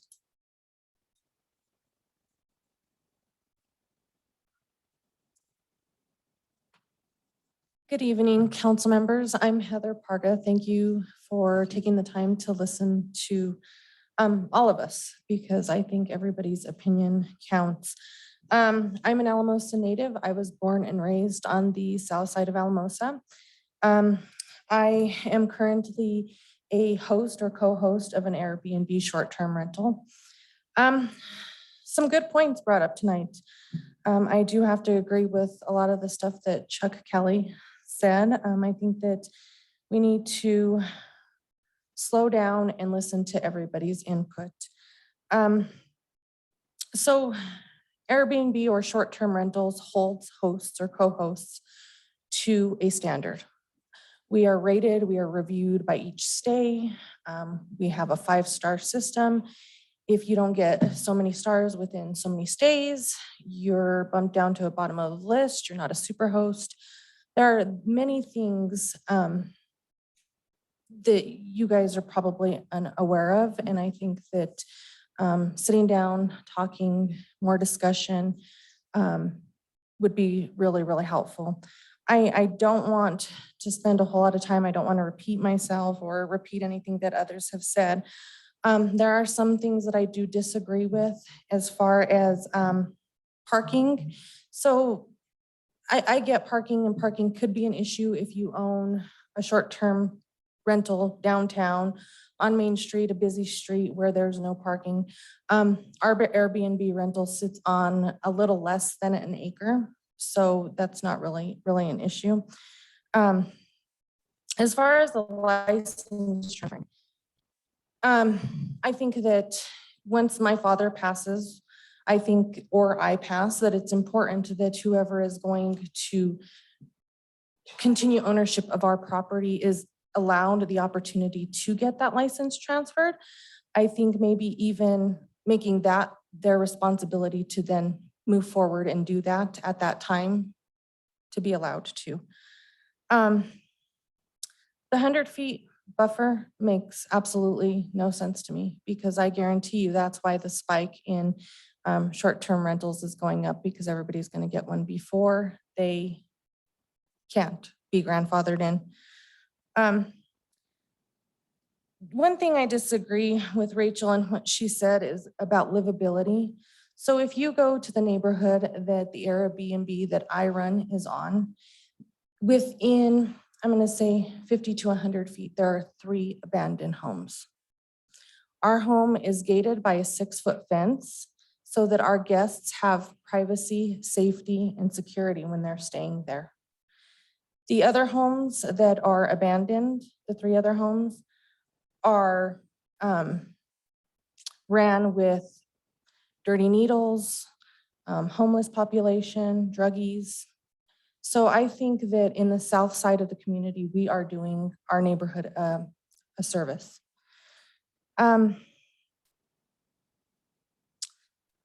Also, we've rented our home as a long-term rental as well. We did that before we did short-term. And no matter how long the amount of time that we signed leases for, there was always an issue when tenants would move out, whether we were doing background checks, credit checks, references. With the short-term rental, we have the ability to go in after each person leaves and check our home. If it needs to be maintenance, something needs to be updated, carpets need to be cleaned, well, we have 4 hours to do it because the next guest is checking in. We are held to standards. Whether we rent with Airbnb, VRBO, or any of the other short-term sites, we are held to standards. I'm just a little confused on the $500 fee, so I'd like some more clarification on that. One other thing I would like to mention is a lot of our guests that stay are either here visiting for the sand dunes or for work, whether they're doctors that are coming in, nurses, those types of things, construction workers. But I appreciate your time, and I hope that we can sit down and discuss more about this, or I'm available to answer more of your questions. Thank you very much for your comments. Hi, folks. My name is Luke Yoder. I'm a resident down here, not too far from Mark. Walk by your house pretty regular, down at First and Pancha, and walk past regularly the house that you're talking about, Amy, on my morning walk with my dog. So I want to just appreciate again all of the thought and effort that's gone into this. I do think, to echo what Chuck was saying, and I'm not going to repeat, but just to affirm that there does need to be something on the books. And I think that that's what Rachel alluded to earlier, that we need to figure out something so that it doesn't turn into a Breckenridge situation or any other community where there are an overabundance of rental homes or short-term rental homes that really impact the livability, the housing stock, et cetera, all the things that have been highlighted as challenges that we're working to address through this ordinance. So it needs to start somewhere. I'm not necessarily in favor of or against this particular ordinance. I just want to highlight that everyone that's spoken so far has been somebody who is either an owner of a short-term rental or somebody who's interested in owning a short-term rental. And just to note that that is a relatively small percentage of our population in the community, right? There's a relatively small number, and not to diminish the importance of people that do that. I think the Bautistas, Chuck, you, yourself, Amy, you yourself are all either considering or currently doing things to benefit the community, to provide a service that is needed in the community. We do need to have opportunities for people to stay in short-term rentals. I completely agree with that sentiment. And I just want to speak from the perspective of somebody who lives next to a short-term rental and just briefly mention the impact that that has in our community and our family. So we, again, have not had big nuisance issues. There aren't people that come in and throw rage or parties. That's not my issue in any way whatsoever. So I think that you're right that the management of these properties is generally really good. Chuck, I know your entity does a great job of managing things and doing it professionally. Things are cleaned regularly, the trash is taken out, like all of that is really good. And the reality is we have no idea who's staying next to us on any given day. And it makes it really, really hard to build a sense of community where we live. And I do live again in this more, north of Main Street, historic, I think was the word that Rachel used, part of town, where there are a high concentration of these properties. And it really does dissect and cut up the ability of community to have community. I look at some of the properties, for instance, up by kind of northwest town, up north of the high school, and I look at like the block parties they have. And I think, Kyle, you might live in that neighborhood. I've seen like really cool pictures of these great, gatherings of community. It's harder to do that when you don't know your neighbors. It's harder to know that your kids are good to walk over across the street when you don't know your neighbors. And it's impossible right now for me to know my neighbors. And just to highlight one other piece of this, all the folks that have spoken are local folks. And again, I want to appreciate what you said, Amy, that we want people to be able to stay here and invest and find ways to move upward in their wealth accumulation and in their comfort in their lives. That's important.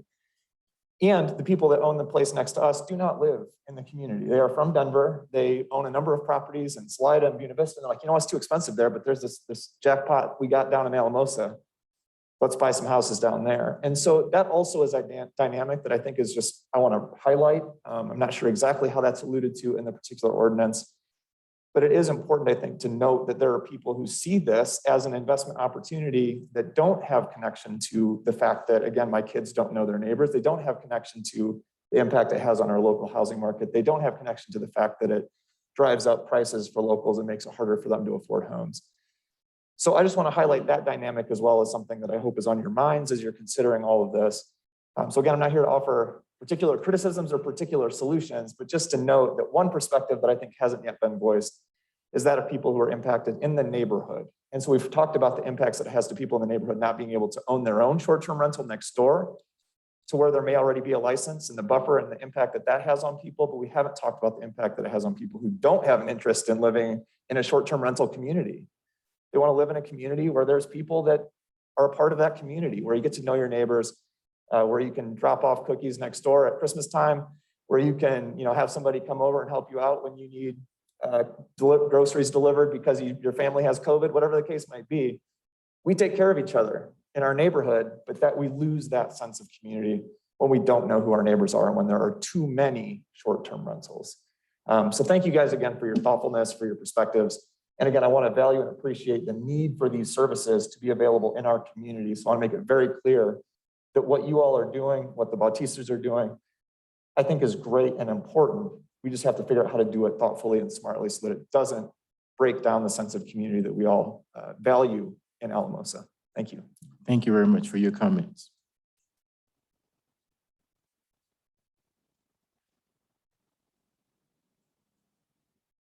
Ruthie Brown, good evening again. So I have not read the ordinance like everybody here. But I can tell you that listening to them makes me real nervous. I have a duplex, kind of stands by itself. We bought it to get rid of drug dealers. Our rent is pretty dang low, and I guess that's where our renters have stayed for years and years and years. But we've talked about short-term rentals. Would that be easier for us? And sometimes you don't know until you rent a place and you have to go in and replace all the flooring and the plumbing and the walls and everything else. So maybe a short-term rental is a lot easier and more financially viable.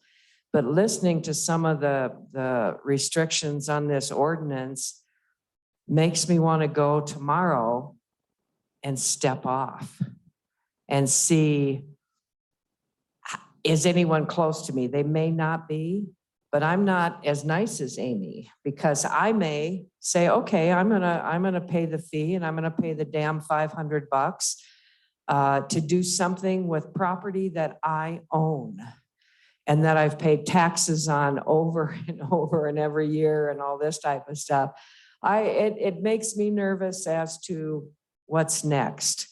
Will we tell the hospital that they can only buy so many homes if they need homes for their doctors and nurses? Will we tell landlords with long-term rentals that, oh, you can only buy so many because we want those houses for sale? Are we going to tell our homeless shelter that, oh, you can only buy so many homes or get given homes for your employees because we need those for sale for people who want to stay here?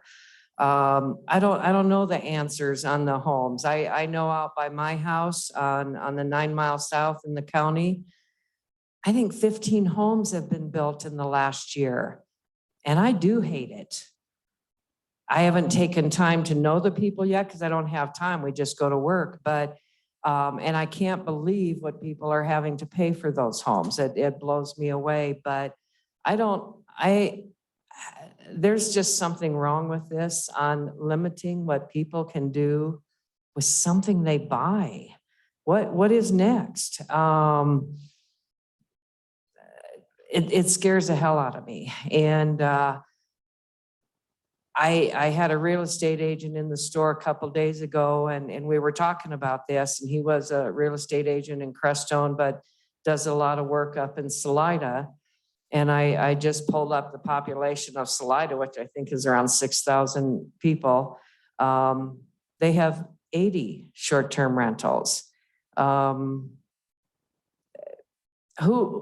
don't know. I think people should be able to buy their property. They'll either make it or they won't. They'll go out of business or they won't. Same as buying a restaurant, same as buying a hotel, same as buying anything. If you buy it without doing a meth house or drugs or prostitution or something like that, if you buy a house and you fix it up and you clean it and you're doing a service, I'm just tired of the government stepping in with regulations after regulations. This is America. Thank you for your comments.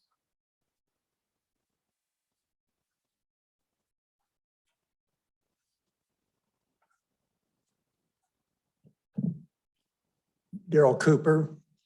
After listening to all of this tonight, I would say very little. I'm not going to go on for very long. Property rights. Everyone's entitled to property rights. I urge you as a council to stand up, be brave, vote no on this ordinance or table it. It needs some more work. There's some language that needs changed, that needs looked at. And I would encourage you that when a motion is made, that the motion is that we table it, or the motion is that we vote no on this ordinance. Take it back to staff to look at, to revise. And Rachel, I appreciate your work, and Rachel's probably saying, no, I've been working on this. But oftentimes this city council, it's a unanimous yes vote all the time. This is not the time for that. I urge you to vote no or to table this, to bring it back at another time. Thank you. Thank you for your comments.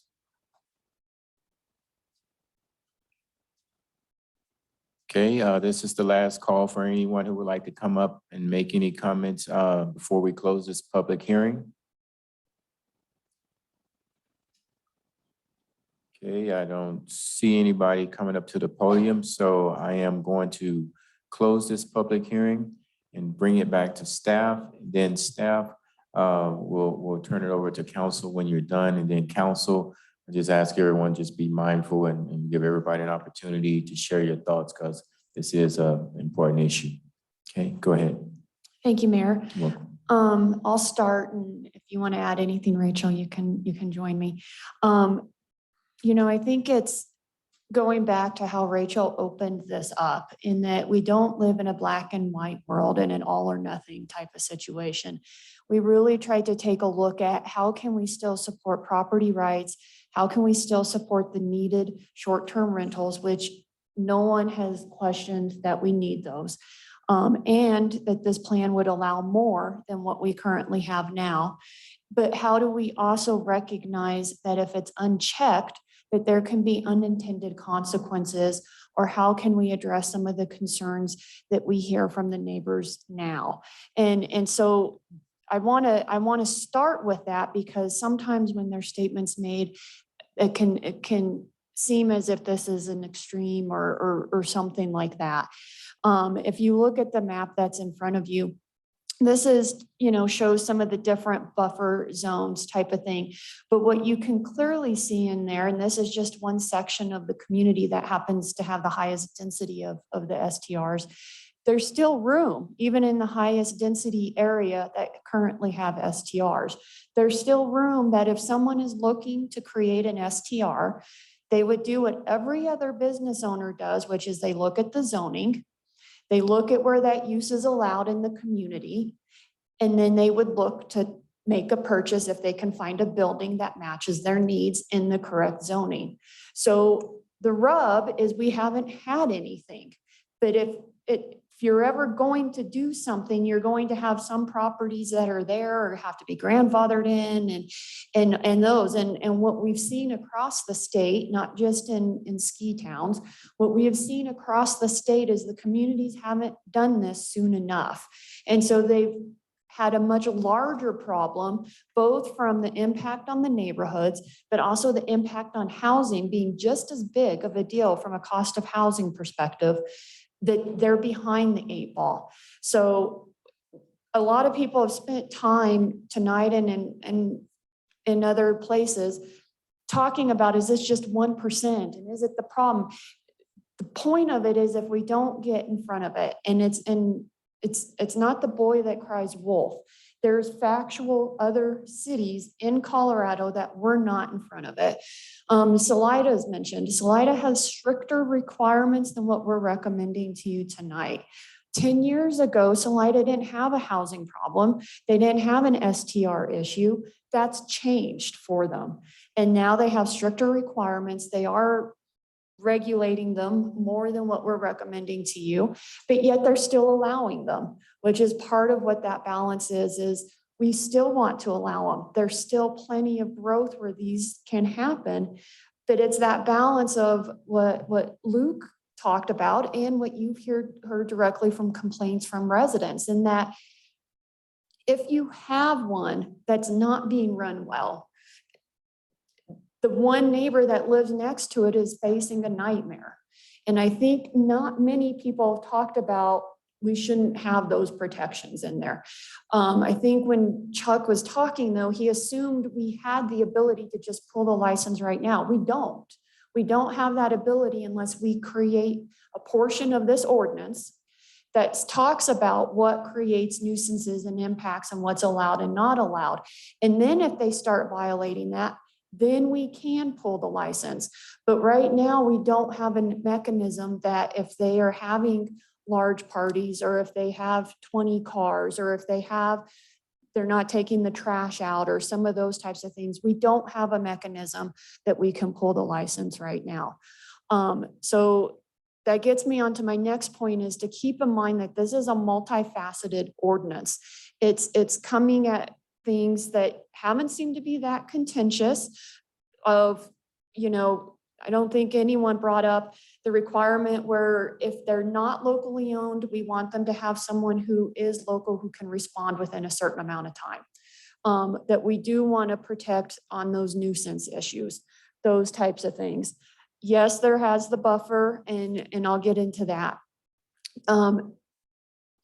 Someone commented that this is not going to be the silver bullet to solving housing. We know that. We know housing is going to have to be come at from multiple dimensions, but we have to start taking those steps. And we've taken very significant steps by doing the housing assessment, by doing the housing plan, being able to quantify where the needs are, have a plan on what funding is out there, where some of the priorities should be for the city, having recent placements on the housing authority, having Rachel here to work with the Housing Coalition, Rachel's position in and of itself to start creating the education that we need for our community, looking at the funding that's coming at the state level. I mean, we're all over the board on what we're trying to do with housing.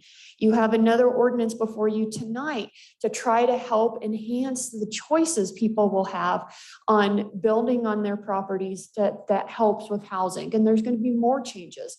So I want to make sure that everyone understands, we understand housing is multidimensional, and this is not the silver bullet, but it does play a role in it when you look at what has happened in other communities. So I want to also talk about, there are some analogies, and an analogy that came up in my mind was, if you look at football, and the mayor will laugh because I don't let my sons play football.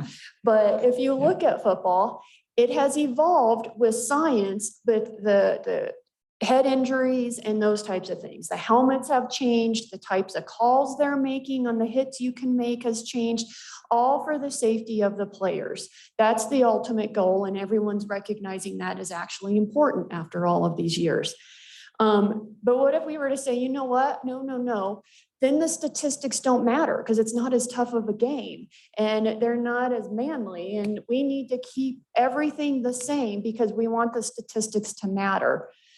That is the analogy of what we're trying to tell you right now, is we can tell you from looking at other communities, if we don't take this seriously of the impact it will have on housing, this will get out of control and we need to make some changes. If you look at what regulations are currently in place related to liquor stores, there's buffers already in place from the state on how many liquor stores you can have within a certain distance of each other. The reason those exist is they recognize that liquor stores can have an impact on the surrounding neighborhood. That's why they have those buffers. So it's not something that is completely unprecedented in our community or in the state. When we take a look at thinking $500 is the solution, I would have to disagree with that because I go back to what we're trying to solve. One, the only way to solve the neighborhood issue and not having 5 on one block is to have something that relates to distance. So Salida only allows 1 per block. They don't have a buffer. They only allow 1 per block. There's others that are somewhat similar to that.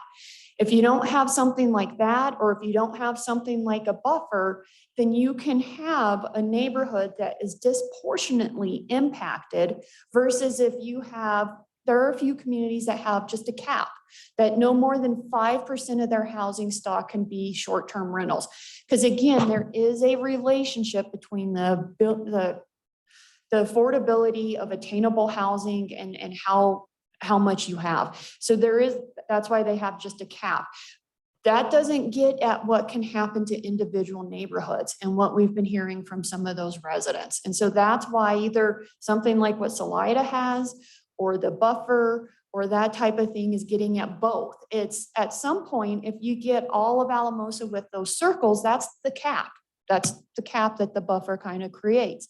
but it's also making sure they're not all in 2 neighborhoods or 4 neighborhoods or something like that, that gets at some of the issues that Luke has brought up.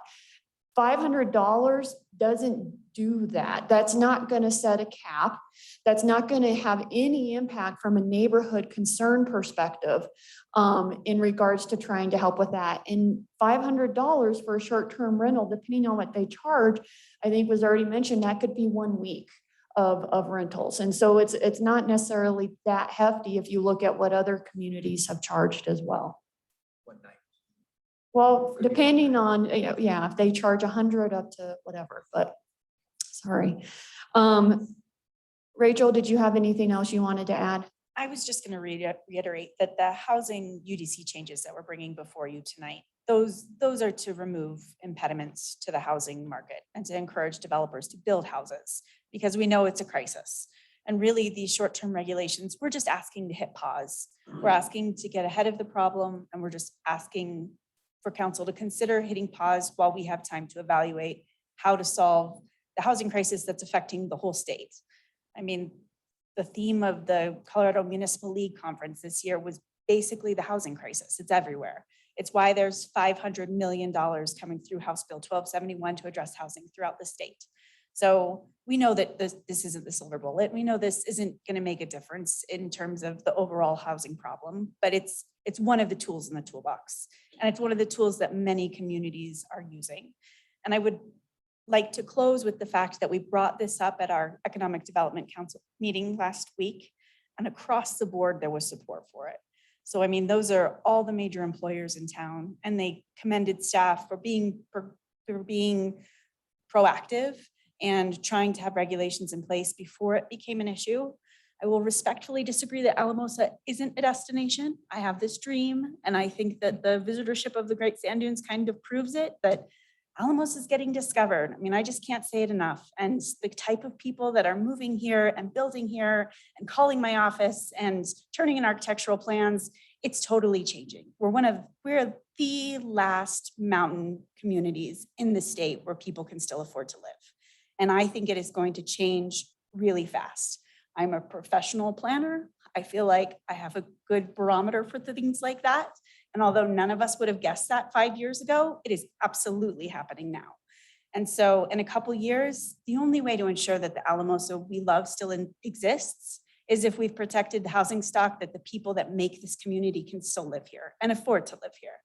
And part of that is short-term rentals. And to expound a little bit more, so our Economic Development Committee, as Rachel said, is our major employers. When they talk about it, they aren't talking about it from the impact as being a neighbor. They were talking about it as they try to bring employees here to find housing. People are turning them down and they can't move here and that they can't find housing. And they also are CEOs that operate in other communities that saw the quick change and witnessed that as well. And so as they were evaluating from an economic perspective, if they can't get workforce because there's no housing, they see the relationship with this.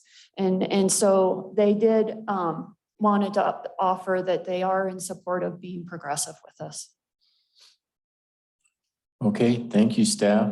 So we're gonna bring it back to council now. We're gonna close the public hearing, bring it back to council. And council, I know everybody up here has something they want to say, so I'm just gonna ask that you allow everyone to go through the first round and say what they're gonna say and ask the questions that they have to staff, and then start before you start debating with council members, okay?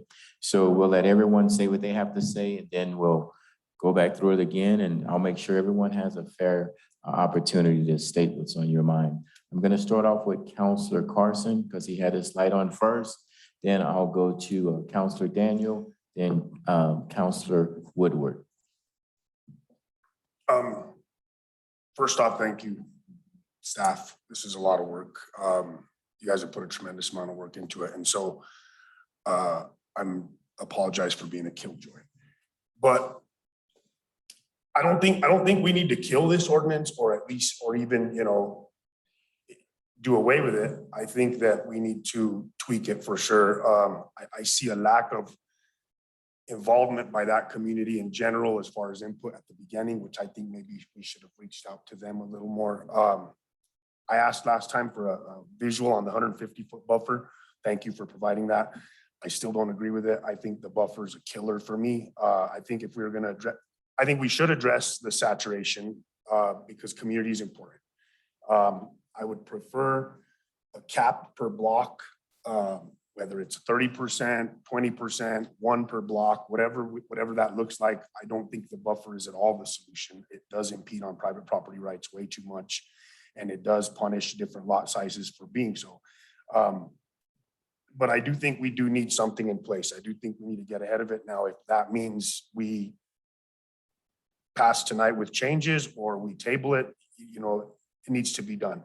I think that the March 1st deadline does exactly the opposite of what we were trying. I think it just killed us, and I would rather see a moratorium on licenses before extending the March 1st deadline as we deal with it. You know what I mean? Maybe we just stop issuing licenses on them right now until we figure out what we do. That would be a much better approach. But I think that, you know, we do need to address it. I really do think that we can end up in a really bad situation like Salida or other communities that have. But the buffer needs to go away. That just, in looking at it, even in the 150-foot diameter, it's just a killer for me. And the moratorium, I think I'd rather see a moratorium than extend it out to March 1st. If we were gonna pull the plug, let's do it tonight, you know, because they had valid points. Everybody that spoke tonight really was convincing. I had issues before, and now, you know, I think at minimum, we need to tweak it for sure. So those are my thoughts right now. I think we need to really consider this, council, and you know, if we do table it, work session on it ASAP and then get it done. But yeah, I really don't think we should pass as is, in my opinion. Thank you. Thank you, Councilor Carson. Councilor Daniel, then Councilor Woodward. Thank you, Mayor. So similar to one point that Heather made, I wanted to remind us that we have buffers for lots of things. I was thinking about distances from things from schools, things like that. So buffers are not unheard of, and that's something that we need to look at. Also, I don't know many people who don't check out the sex offender registry before they go buy a house. And so there are other things that come, like when we look at where we want to live and how that looks, the different things that happen. The other thing that I find interesting about the conversation regarding equity and the conversation regarding property owner rights is, I don't know now how many years ago, I guess it was maybe 2 or 3 when we passed the marijuana ordinance, and we then got it another vote that people said, we do not want people to grow marijuana in their backyard because that impacts me as their neighbor. And so that is something that was voted on by our community to change something that council had said was okay for people to do on their property. So now when we're looking at a similar argument for a different reason, I just think we need to be aware of that as a community and what we're identifying as equity issues and what we're identifying as property rights. Because I think that it is important to use that lens all the time and not just when it benefits one group or another. And so I think that's very, very important. The other piece was, all of a sudden we've had this rush on this because it became a public comment. It came a public comment because people came to us with concerns. And our job as city council and our job as staff is to bring it up so the community can have a conversation. So I do think there's some validity into the fact that this feels like to some people it came very fast because now we have an ordinance on the table. I think that's valid. I also think though, saying that the only reason we had it rushed was because we made it public defeats the purpose of us being a public body. So I want us to think about all of the things we're bringing up as part of these arguments is one of the reasons why city government works the way it does. And so I just really want to throw that out there. And the fact that when several of the people were talking and saying how it was business people coming in using the short-term rentals, that shows what the problem is. That shows that people can't get housing to come here and stay here permanently, so they get short-term rentals instead of getting long-term rentals or houses that they can buy. So I think that it's two-sided. Sometimes people come and they do short-term projects here in Alamosa, but sometimes they get short-term rentals one after another because they don't have a place that they can find to live. And so I want to be really honest about that. And I did have a couple of people from the economic development group follow up with me. There were concerns about the number of people who own a significant amount of the properties and that being one owner and that it's becoming an equity issue as what Amy was talking about and as what Mark was talking about. I think those are real. I do think we need to maintain and preserve community and that sense of community as what Luke was talking about, and have people be able to have businesses that they want in their short-term rentals. And I'm still thinking about it, so I don't want to say which way I am or not. The buffer seems hard, but I don't know if there's another way to limit. And so I would be interested in exploring other options, but one per block feels just as much as a buffer to me. And so really trying to think about what would be that equitable thing in order to maintain community, but also maintain the ability for people to do things with their property as they want. So those are my thoughts. I'm feeling like I'm struggling with the ordinance as written because I do think some of Chuck's points about the vagaries that are in there and things like that are valid. Sorry, Mr. Kelly's points, I'm sorry. But those points are something we need to look at and probably have a discussion about if we can clean them up, things like that. But I'm struggling with it being as is, but I'm also not just because of the people that talked about short-term rentals and the rights of those people, but also because I think we need to have a balanced approach. So thank you. Thank you, Councilor Daniel. Councilor Woodward, followed by Councilor Hensley. So I'm looking at these short-term rentals and I always have from a business owner's perspective. And as a business owner, there's nothing worse than being overgoverned. So I get a lot of the short-term rental owners' concerns. We keep bringing up that there's one owner that owns 25% of the short-term rental market. He owns 25% of the short-term rental market because during COVID, his business was shut down. So he, in turn, turned to buying short-term rentals and operating short-term rentals for another means of income. So I say good for him. I congratulate him for doing that and being creative and finding another way to bring income into his family. I believe in capitalism. If he has the funds and the means to do it, good for him. As far as the ordinance goes, I see the need for an ordinance as well. I see a lot of the concerns. I get it. I totally get the ordinance. I don't like the buffer at all. I think that we need to, as Councilor Daniels and Councilor Carson have stated, I think that a lot of the wording needs reworked. Some of the wording is vague, but I think that we need to, as Councilor Carson mentioned, maybe have a work session ASAP and get some of the wording reworked.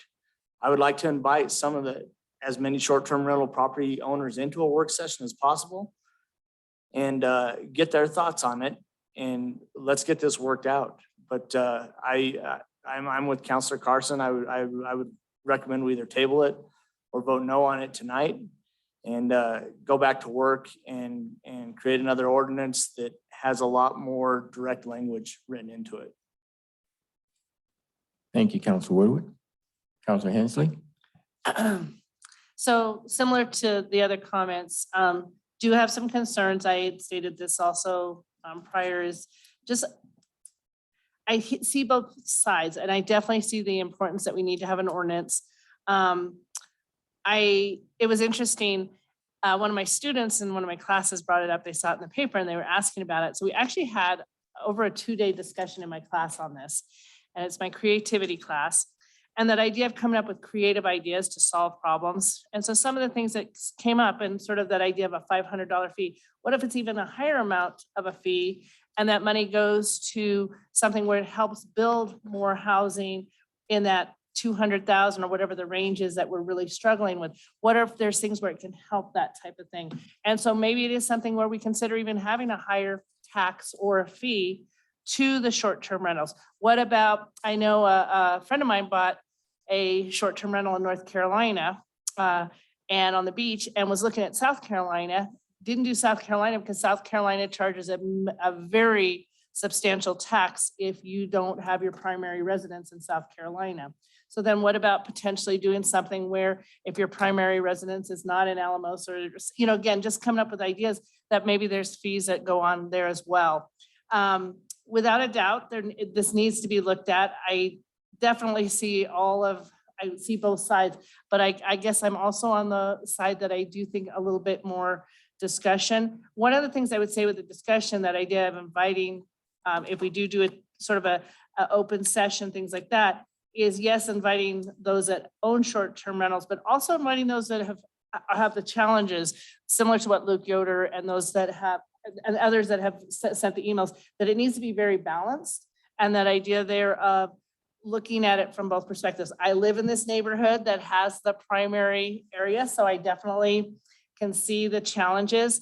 And I guess I agree. Part of me is like, boy, that sucks if you're in that circle, but it sort of sucks if you're on the block. And so how do we do that? And I know it's going to be a compromise situation. There's going to be some challenges to it.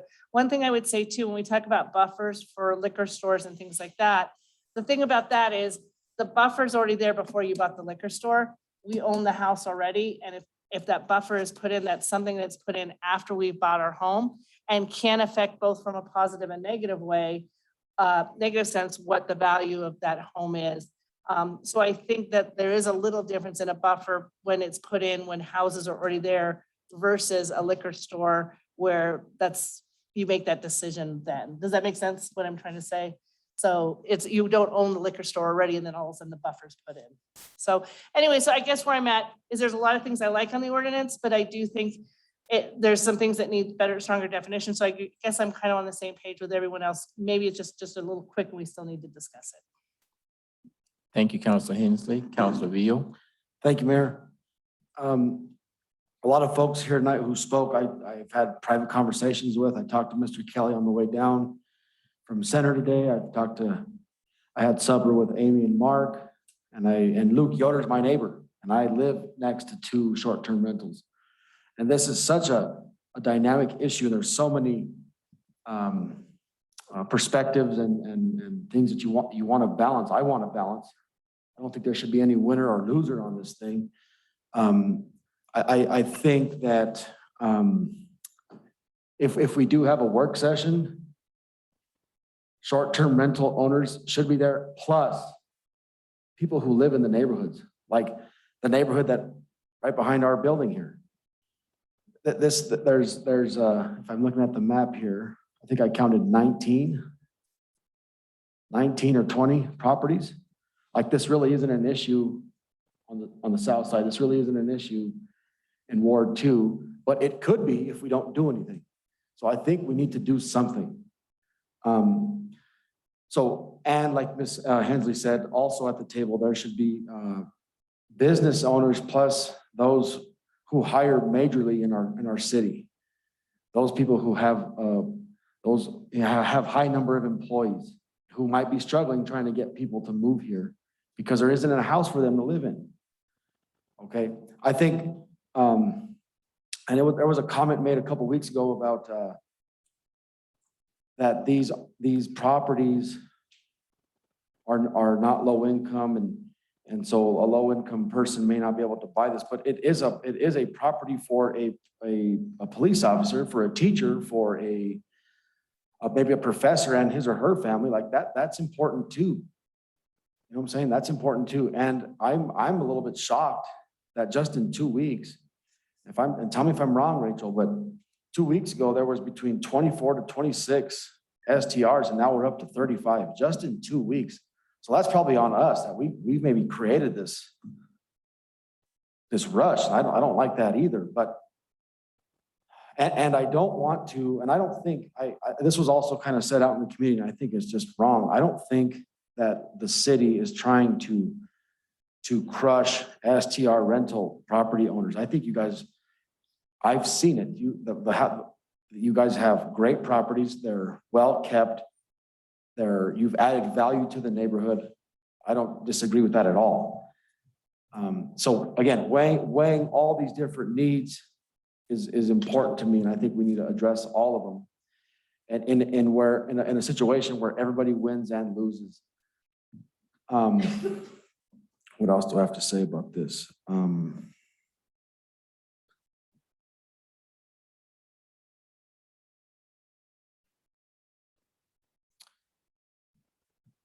And I also like what Mark and Amy had to say too. Like there are people who do want to get a piece of the pie as well, and I think those needs are necessary to listen to as well. So I would suggest maybe we put a moratorium, we put a stop to it for now, and we come together and we all get it all out there.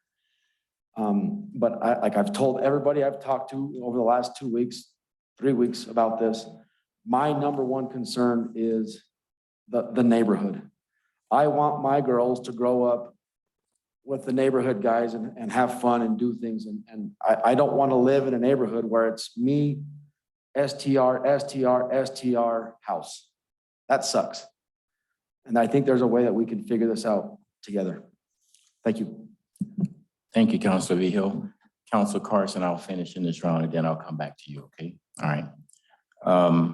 I'd like to thank everyone for your comments. It just goes to show that council do listen to what the community says as well as listen to what staff says. Rachel, thank you and your team for the hard work that you put into this.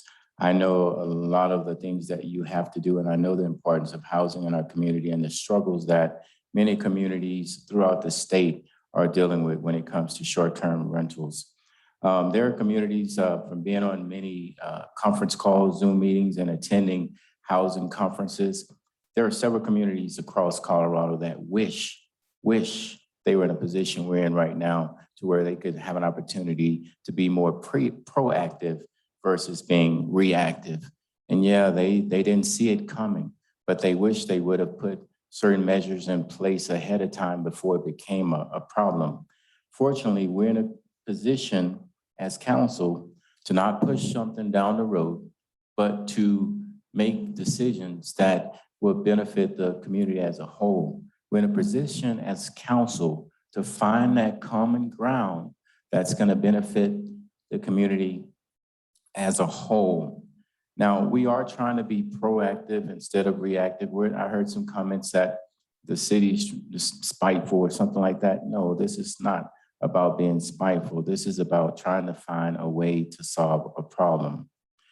We have an opportunity to establish a regulatory framework that we don't have in place right now. That's another thing we need to think about. If we don't put these things in place, there are going to be consequences. Pushing this down the road and not making decisions and not being able to come to a solution could cause further problems down the road. Knowing the land use code is a living document. That's important for us to know that whatever we come up with, this is not permanent. This is a living document that we may be able to adjust and adapt to the changes that we have in our community. And it is our job as council to find ways to make things work for the whole community. Now, people talk about, well, Alamosa is not this, Alamosa is not that. Well, I have to differ with you. Alamosa is a growing community. Alamosa has a definite housing shortage. And Alamosa needs to make sure that we do something to make sure that we protect housing opportunities for all of the people in our community. I heard Rachel and I believe some other staff members, Councilor Daniel, talk about some of the employers in our community. It's hard for employers to attract and retain people when there is a shortage of housing. So we have to think about that. We talk about, we want jobs, we want living wages, we want all these different things, but sometimes we have to sacrifice something to gain something. So we have to find a way to come to that common ground. The Great Sand Dunes continue to grow. You look at the numbers. So yes, people are coming to the Great Sand Dunes and those people are visiting Alamosa, staying in Alamosa, eating in Alamosa. So that's what's causing some of the shortages of the housing stock as well. So I'm just encouraging council. I know how it is. Being on council, it's tough to make tough decisions when you look at people in their eyes. It's tough to make tough decisions when people call you on the phone. It's tough to make tough decisions when you're receiving several texts and emails all the time. But it's time for us to make those decisions and have those conversations so that we could improve the area that we're dealing with short-term rentals right now. So those are my comments. And I know Councilor Carson has some comments. And then I wanted to give other council members opportunity to respond and then turn it back over to staff for guidance on what we can do from here, okay? Councilor Carson? I just got to address a couple points. I agree, we need a moratorium until we figure this out. To address Councilor Daniel's buffer comment and other buffer comments, I agree buffers are in place and we all know that, but this isn't the same application. The buffers that we're talking about with liquor licenses and sexual predators are different than these buffers. So I just wanted to point that out. Thirdly, we make tough decisions all the time. So I understand what you're saying, but this isn't a tough decision. This is a rushed decision. What's tough is looking our staff in the eye who's worked really hard at this and having to tell them, I think we need to tweak this. That's also tough. So I think we need to keep that in mind. I don't think passing this as is a tough decision. I think passing it as is rushed, and we need to really look at some of the specifics. I mean, as is, there's real things like the vagueness that we really do need to address. There's just stuff in the language. Well, I understand. Vagueness is a red herring. Well, I understand, but the fact is again, this feels rushed. We haven't had a work session on it, and it is a tough decision. So I don't think jumping on it is exactly in our best interest either. So thank you. And all due respect, Councilor Carson, we did have a work session on this. So I just want to, and that was the other thing I was going to point out to, because I heard that coming up over and over again, that we need work sessions. We need work sessions. We've had a work session. We've talked about this. People didn't show up. So I'll go ahead and talk to any other council members who have any comments.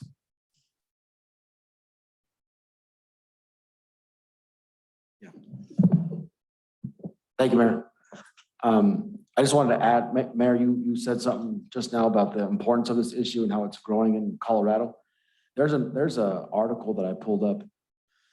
It's on the Colorado Sun, and I just want to offer more data to your argument just to show how much of a pressing issue this is. In Frisco, they have they're talking about this in Telluride, Steamboat Springs, Crested Butte, Breckenridge, Buena Vista, Vale, Salida. Okay, this is going to come, and we do need to act on it. So, and if whether that's we get it done tonight, or like I suggested, maybe a moratorium, but get on it, not kick it down. I'm not saying kick it down the road to the springtime or the summer. I'm saying within the next 2 months, and but get people there. At the work session, I wasn't there because I had parent-teacher conferences. But at a work session, are we allowed community input? I don't think we are. You can structure your work session however you want. So if you want to get community input at a work session, you can certainly do that. So that night, we did not have community input. We didn't have anyone from the public attend, and it was structured the way your work sessions normally are, which is we would not have allowed. But it obviously would have generated a lot of conversation sooner than it's generated when people didn't pay attention until the first reading. So then maybe we should do that then. When it comes to staff, I have some ideas, but I think you're still at the council level. Thank you. Yeah. I think Councilor Daniel. So I think I'm not going to belabor this buffer point, because I think the buffer is a situation, but the only reason that we have buffers in other parts of our cities and parts of our towns is because someone once found that it was too late and they needed to go make them. So I think that that's the point that we're trying to make, is to get ahead of this. And that is why we have things like the distance around liquor stores, the distance around other things. And so I think, to Heather's point that she made earlier, making them now means in the future they will have to be followed. There was a reason why those buffers were put in place in those other situations that we have. So I think just like not comparing oranges to like lemons, figuring things out. And so and it's okay, Councilor Carson, like I get what you're saying. And I just think it's important to acknowledge that they started for a reason. And so as we go forward, I would also like to hear, when it gets to the staff time, Eric's thoughts about the vague. If he doesn't feel like that's vague, I'd like to hear the legal opinion on that. Okay, thank you, Councilor Daniel. And then after Councilor Carson, we'd like to hear some suggestions from staff. I know you've been writing down notes and may have some thoughts for council to think about. Councilor Carson. The point in the buffer is that the application is different. I believe that we would be better served to our constituency if we used property lines to change that instead of a buffer. That was my point. And I understand why buffers were implemented. This is not the right application of a buffer. That's all I'm saying. Thank you. I think we definitely need to talk about this. Thank you. So let's talk to staff and see what some of their thoughts are. And then we'll as a council, we'll discuss further, okay? So I was seeing some head nodding and similar comments. And obviously you guys can take a vote if this is off, but it does seem as if there's interest in having a work session and pushing pause. I think there's two different types of cleanups that can occur, if I'm going to call it that. Some of the smaller language, does it mean this, does it mean that, I think could easily be resolved with one-on-one meetings with staff type of thing. I think the bigger, more substantial items, such as the buffer, those transferability, those types of things lend themselves more to the discussion with council, in front of council type of thing. So I think we could save some time in that bigger group, like maybe having one-on-one following up with Chuck and some of that on some of those language. And I'll still turn it over to the attorney on the vagueness on thoughts there. So I think there's a way to separate that out. I'm also seeing some interest in maybe a moratorium. And what we could do, I was whispering to the city attorney, we could, if you wanted to, vote on that tonight. I think staff's recommendation though, so we can make sure it's properly noticed. Even though you did notice that we were doing restrictions on short-term rental under this, just from a full, clear transparency, we would recommend the next council meeting, you can do an emergency ordinance or the first and second reading to do a moratorium and still not kick it down the road, Councilor Vigil, but that way it at least gives us a month or two to make sure we have the right setting. We've got holidays that are upon us, trying to get a public meeting during that time can be challenging. So it gives us a month or two to get that work session and have it properly facilitated to happen type of thing. So I saw that seemed to be where there was maybe some consensus. And so I'll let the city attorney talk because I think Councilor Daniel was interested on his comments for the vagueness. Well, I'm happy to talk about vagueness, but I think it is irrelevant in the sense that I get the sense also from council's comments that you're interested in thinking specifically about substantive issues of, do we do a buffer? Do we do some other way of trying to limit density? Do we think about a $500 fee or a fee that's tied to the property value or the number of beds in the rent? Or, you know, how there are substantive issues that I think you are not ready to vote on tonight. So if there are things that are vague, we can talk about those, but the issues that were raised tonight are not vagueness issues. Mr. Kelly is concerned that there's no definition of a multifamily dwelling. Well, there is. It's the overarching definition that's in the UDC, which at the end of the UDC defines a host of terms, and multifamily dwelling is one of them. And as is the case for many of our ordinances, when it comes to enforcement of an ordinance, the city does that generally on a complaint-driven basis. So if the question is, well, what's a party? Well, a party is when your neighbors are bothered enough that they're calling the police, who show up and find out that there are 10 unrelated people drinking a whole bunch of beer and playing loud music at your house. So, I mean, we can try to define the heck out of things, but there will always be some liminal question at the edges of what the definition is that we can't foresee. So I don't think there's a vagueness problem, but if there are, and I do think that it sounds like you want to have more discussion on this, we can certainly talk about specific language at that point. Okay, all right. Thank you, staff.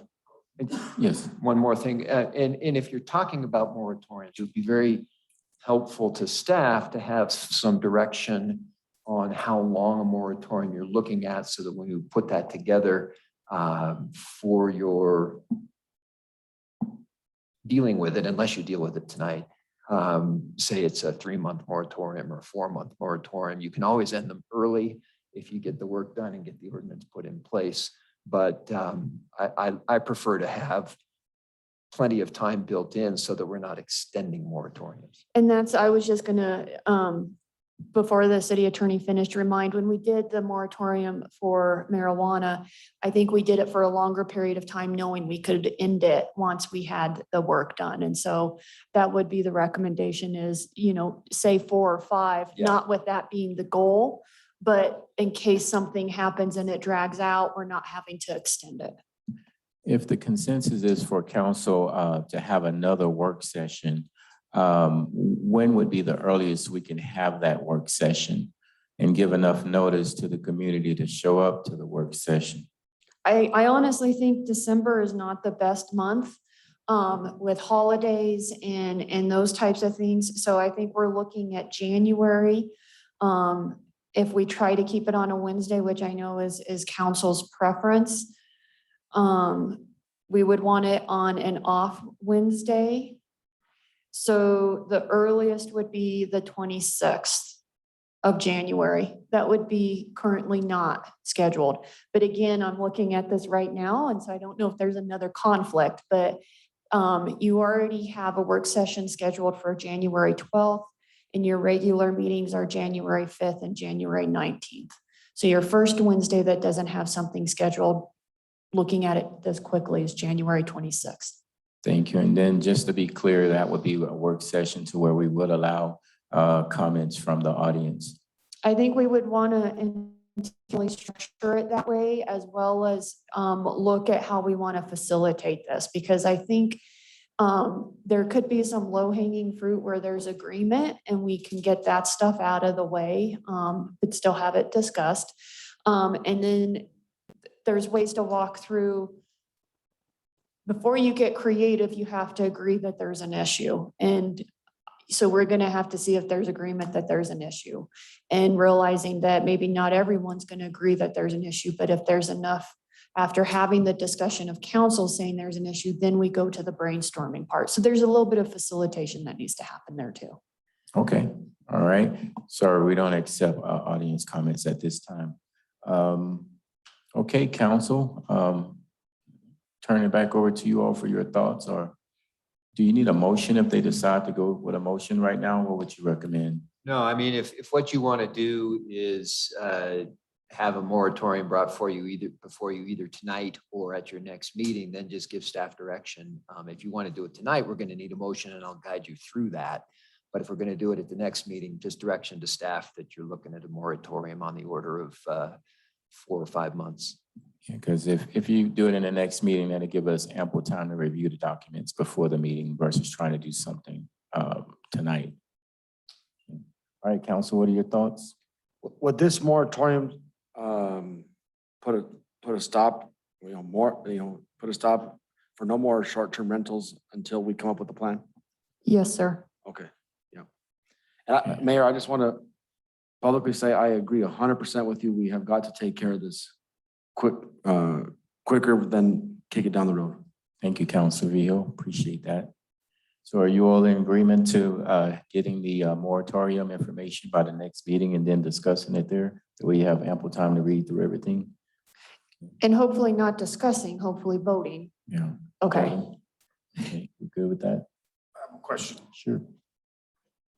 What's your opinion about the moratorium if we waited another 2 weeks? What do you think? I mean, we just saw it, in 2 weeks, you said, what was the increase? 8 units? 11 units. I think part of that is those people who have rentals and maybe were thinking about it, but weren't sure, that they're just getting in. We don't know all the background for all of them, but we don't think it's a situation where it's been a lot of new purchases. We think it's maybe just been some rentals and people wanting to get in before the deadline. I think the moratorium is a good idea now that we've seen this concept of if we do go until March or we have a delayed time, is that going to have the unintended consequence of what we just had? So my opinion would be that the moratorium is probably a very good idea. Rachel?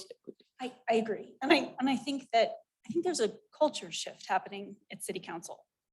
I think one of the first things we talked about with this ordinance was having fees that represented the economic gains of it being a business. It's a business in a residential neighborhood, and you should pay to operate a business and let the free market sort itself out. But it's genuinely, or generally not how the city operates. So we're not usually pretty fee oriented. That's not usually something we use as a deterrent. That was less true at the county. And so I'm also trying to shift my culture. But at the same time, that was my initial instinct is fees, and then using that as a way to facilitate housing in our community. So you're solving both problems. I think that's brilliant. It's a way a lot of communities are handling it. It's just not the culture of the city of Alamosa. And so putting a moratorium in place, sitting down with people that are both for and against this and discussing it and thinking about maybe using something else as a deterrent versus a buffer, which buffers are even a little bit hard to enforce, I think is a cleaner solution. So I am in favor of it. I just meant, should we put it in place tonight so that we stop it, or do we, I mean, how complicated is a moratorium language? Doesn't seem like. It's not so much from a complication, it's if someone wanted to challenge it. Yeah, and not to outline for someone how to do that, but it certainly, you have the basis set out clearly to do an emergency ordinance at your next meeting. You combine first and second readings and you put the moratorium in place as of December 15, rather than waiting until January, whatever the first Wednesday in January is. That is unquestionably something you can do. I think that you could put a moratorium in place tonight because you have noticed this in for potential action on a ordinance that would address limitations and restrictions on short-term rentals. And certainly anybody who felt that that was something they needed to have their say on would have been on notice that they should be here tonight. And so I think moratorium was a potential action that could logically come out of the notice that was given for this meeting. And so you would put it in place. I could give you some very quick language. One of you would make the motion and say, you know, language that the city attorney said, and there you go, and it's in place. So moved. Let's give us some language, I would say. Well, and right, and so you'll need a second and discussion and whatever, but we can do that. Speaking to the mic. So we have a motion and a second. Any further discussion? So Eric, I guess my question is, by putting in a moratorium today, does that affect anyone who closed on a home today or who's closing Friday or Saturday, or not Saturday, but next week? I just don't like rushing to judgment on things like this when we have time to make the right decision and review documents. So that's my concern, because there are people who probably have purchases in the process right now, and if you put a moratorium on it, it could affect them. So at some point, the moratorium is going to affect them. So it's a matter of you want it to affect those that it would affect by passing tonight, or if council passes it 2 weeks. And so at some point, a moratorium will have a temporary impact. It's just done when council wants to do it. I understand at some point. But my concern is that if by us rushing to do this today, that's going to affect people who may have already had plans. There is no rush between now and 2 weeks to put this on the agenda and get it done right instead of rushing it. That's just my concern. That's for council to discuss and give direction. And that would be my preference. Well, you know, you're counsel, so I would go off your advice, but my only reason, I mean, I wouldn't stifle someone's plan, and if they've already applied for a license, that moratorium wouldn't affect them. And if they had intended to do that, I don't disagree with waiting 2 weeks, but I'm just saying, if in you know, trying to accomplish what we're trying to accomplish, if we wait 2 more weeks, does that give the opportunity of the, you know, the market to get saturated again? And it's possible. So just keep that in mind. You know what I mean? But I would agree to go off Eric's advice. I mean, 100%. So.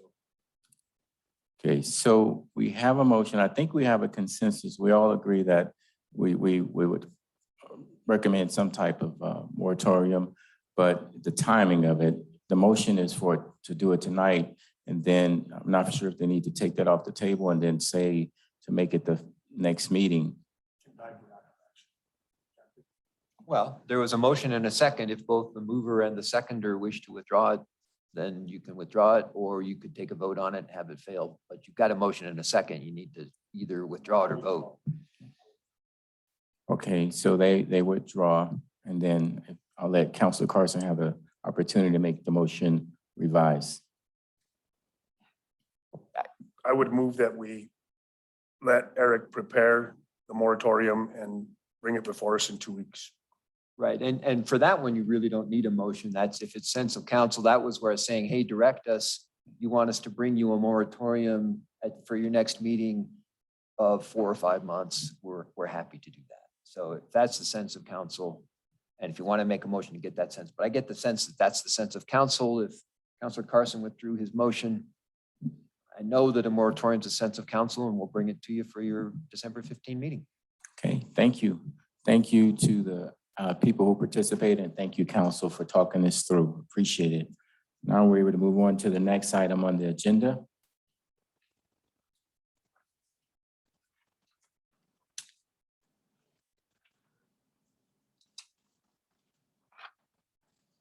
I'm just gonna dive into it. You're gonna Okay, get to the point where you're gonna only let me be on the agenda once in an evening. you're That's getting to okay. that point, Rachel.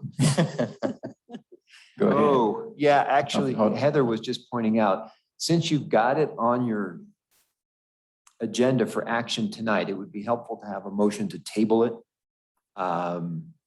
until some future date when staff deems it appropriate to bring it before you again. I move that we table the ordinance that was just discussed until staff feels appropriate to bring it back to us. I'll second. We have a motion and a second. Any further discussion? So my question, when will you feel comfortable bringing this back to council? After we have a work session and the discussion that you will have with the community. Okay, all right, everybody understand that? Okay, all right, start voting. The Okay, Ms. motion carried Martinez. unanimously. Okay, thank you. All right, the next item is the first reading and introduction of ordinance number 26, 2021, an ordinance amending the Unified Development Code to expand housing options. So we've covered some of this. A lot of these are housekeeping. A lot of these are not in any way restricting anyone's rights. If anything, almost every amendment that we're proposing allows for more development, denser development on lots that weren't previously eligible for different types of developments. A large portion of these amendments to the land use code came directly out of our housing action plan. There were recommendations for some of the low-hanging fruit that we could address early. A lot of the language was taken from other communities that are trying to incentivize affordable housing. And I'm, again, going to be redundant when it comes to affordable, but affordable just means whatever is 30% of your income before taxes. And so the shortfall is between 445 and 515 of the housing units. Those are both rentals and home ownership. And we do need to increase our housing production if we're going to catch up over the next 5 years. So we produce 40 houses a year, we need to produce 80. And so part of that is removing regulatory barriers that exist in the land use code that are preventing people from being able to build housing. And some of this is an experiment. We haven't had very much large scale housing development, so we're not entirely sure which parts of our code are going to be barriers, but this is where staff is beginning. It's also really important to note that the House Bill 1271 money, the housing money that's being passed through the state, the 500 million, which as an aside, I will say, if you had told me a year ago as a planner that city governments and county governments would have had to be involved in housing, I never would have believed you. I mean, it was just not the way that anything was structured. It is by the nature of the fact that it's a crisis that local governments are being tasked with having to get involved in housing. I never would have guessed it. I mean, a couple of years ago, local governments weren't eligible for housing funding at all, much less actively being involved in housing and helping subsidize buildings getting built. The capital gap makes it so that there is no way to build housing and still make a profit. So unfortunately, the market's just not supporting itself in Colorado, and the state's taking notice of that. And in order to be eligible for the 1271 money, we have to, and the actual language from the House bill is we have to demonstrate an ongoing commitment to advancing land use regulations and policies to address affordable housing needs in our community. And so this is our good faith effort to make those changes. Our housing plan is also making those changes. And so as briefly as possible, I will go through them. So one of the main ones is opening up accessory dwelling units. Those are also called casitas or mother-in-law suites. And so we don't have very lenient standards for those in the land use code. So we're going to relax the minimum lot size standards. We're going to allow them on smaller lots. We're going to exclude them from density calculations. We can add a density bonus for certain affordable housing developments. We'll let them be 2 stories instead of 1 story. So if you're building an accessory structure, you can build it as 1 story now. You could build 2 if it includes an ADU. And they're allowed for duplexes now. And so probably a quarter of the changes just have to do with allowing ADUs in places that they weren't normally allowed and on smaller lots. The next one is we're allowing townhouses in the established neighborhood. Established neighborhood is one of our largest zoning districts. It's kind of, there are townhouses in the established neighborhood, so I'm not really sure why it was disallowed in the code. We'd like to reduce the lot size and the width for duplexes. So both let them be allowed, but also let them be allowed on smaller lots. Historically, duplexes were built everywhere and just mixed into neighborhoods. And we'd like to make it easier for people to do that again. We would also like to reduce the separation for cottage clusters, which are tiny home developments. So it's a 200-foot difference now.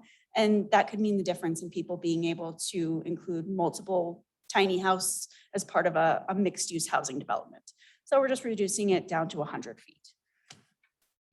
And then this one's kind of creative, but it's being able to have an adaptive reuse of existing buildings. So if it's a building that's existed before the adoption of the UDC in 2018, you are allowed to convert it to housing and you're not limited to the number of units.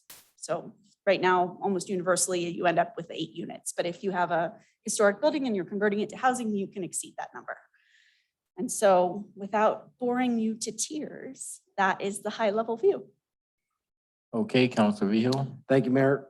Rachel, thank you for this work and your team and the Planning and Zoning Commission and all their work. This is just another tool in the tool belt to help with our housing crisis. So I move that we approve on first reading and set for a public hearing, ordinance number 26-2021 for the public hearing on December 15th at 7 p.m. or soon thereafter. Thank you, Councilor Vigil. I'll second. We got a motion, second. Any further discussion? Okay, now please start voting.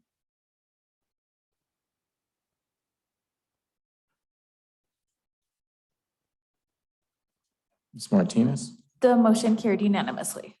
Okay, thank you. Thank you, Ms. Rachel. Brings us to the next item on our agenda on the police.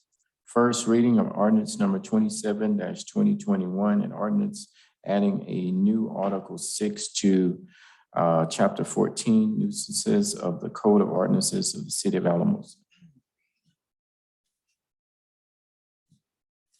Mr. Mayor, How you doing, City Chief? Council. Sounds a little weird, but anyways, good evening. I know it's been a late night, so I'll try to get through this as quickly as possible.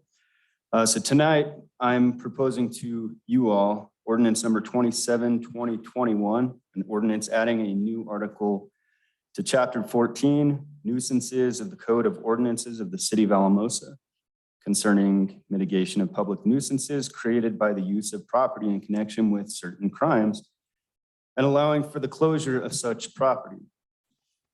So a little background on this.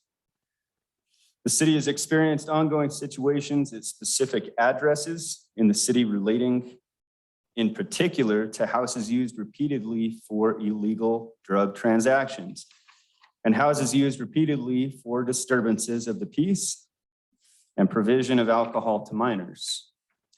In many instances, offenders are charged and released only to continue the same activity.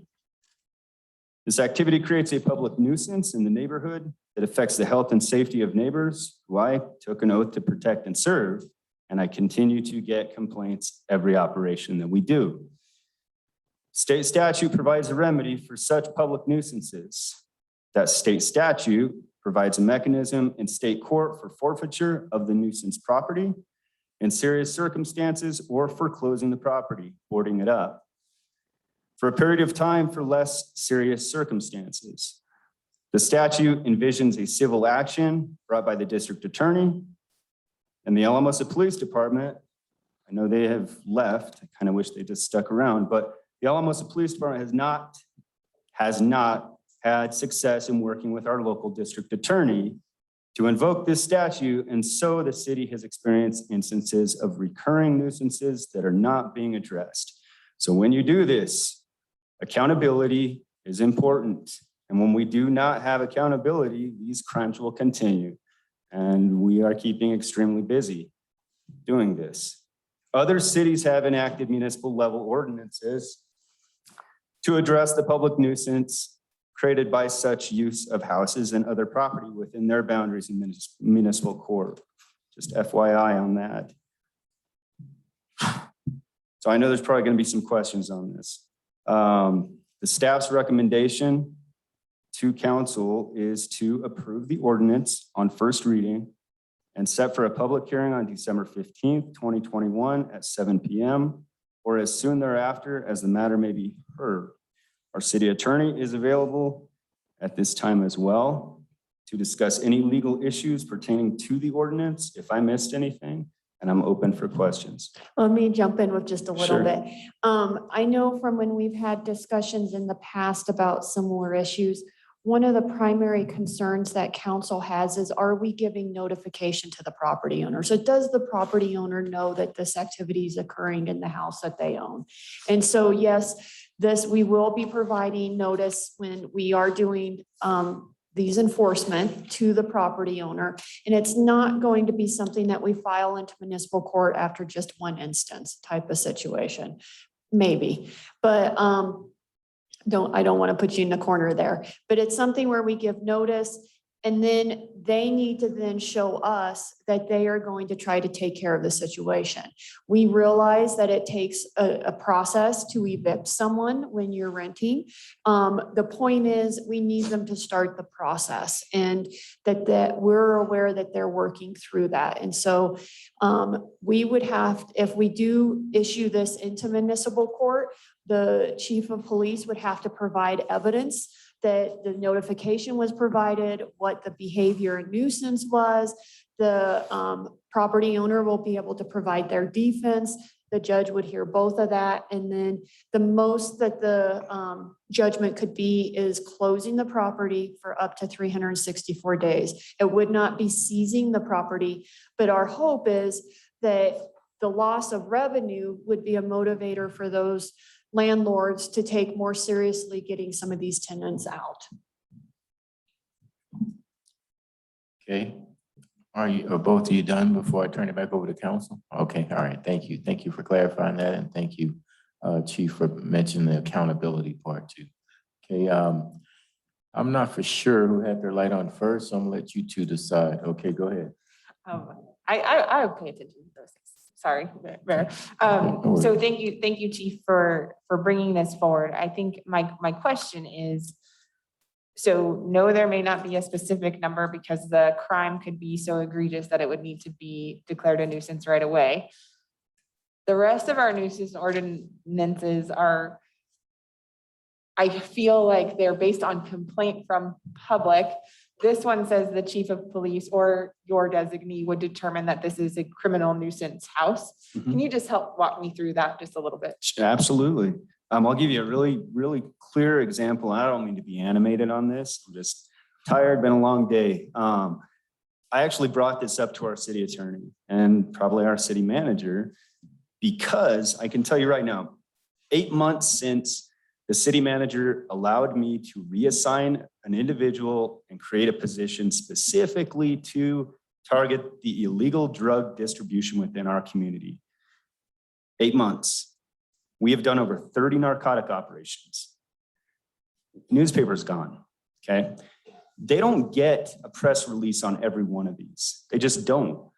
My boss gives me the luxury of being able to report to the media kind of which ones need to be reported and which ones don't, okay?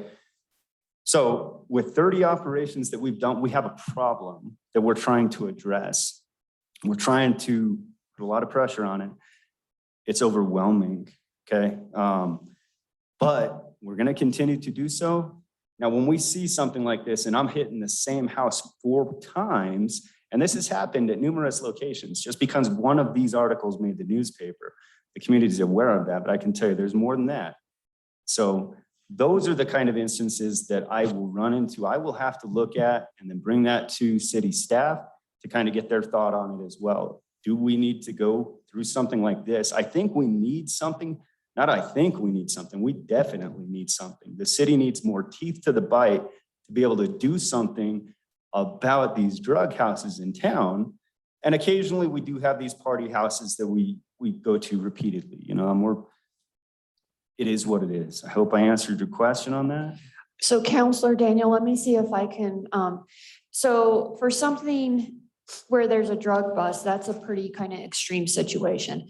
If you guys respond to a house that's being rented out to college students, and it's the first time you've responded there within a year, most likely you're probably not going to initiate this process. Now, if you've responded to the same house with the same group of students 5 times within the last 10 days, then that might be something where we're having more serious discussions with the property owner on who they have in there. Is that fair to say? Yeah, if we're not getting compliance from, because we're gonna go outside, we're gonna contact the property owners and whomever is responsible.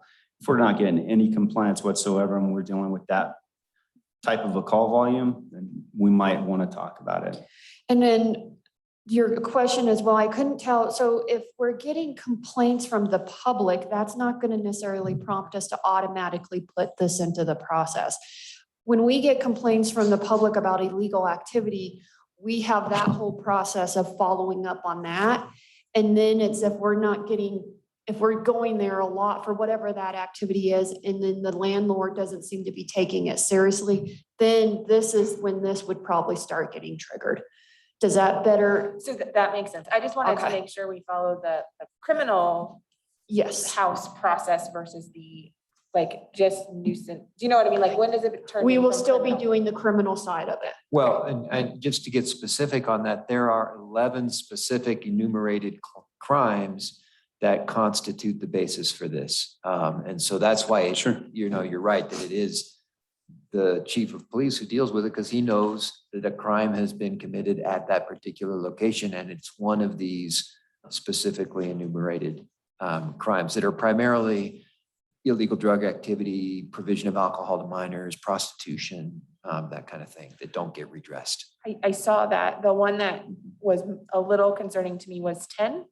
The congregation of people in a manner which repeatedly encourages the disturbance of the peace, which is kind of where that talking about the college kids may be. What I was like, my question is, and we don't call them this anymore, and I forget what we call them, but like sober living houses and the places that have intentionally a more at-risk population, but they're trying to manage it, not using this to stop those places of recovery or the things that we're trying. And so that's just the concern that came up for me. No. And so, and in regards to number 10, it would have to be something that's more on the extreme, because, if we have houses that are rented out to college students and there's going to be a little bit of a buffer there of the nuisance expectation, but just because some neighbors may not want a sober living, that doesn't mean there's any violations.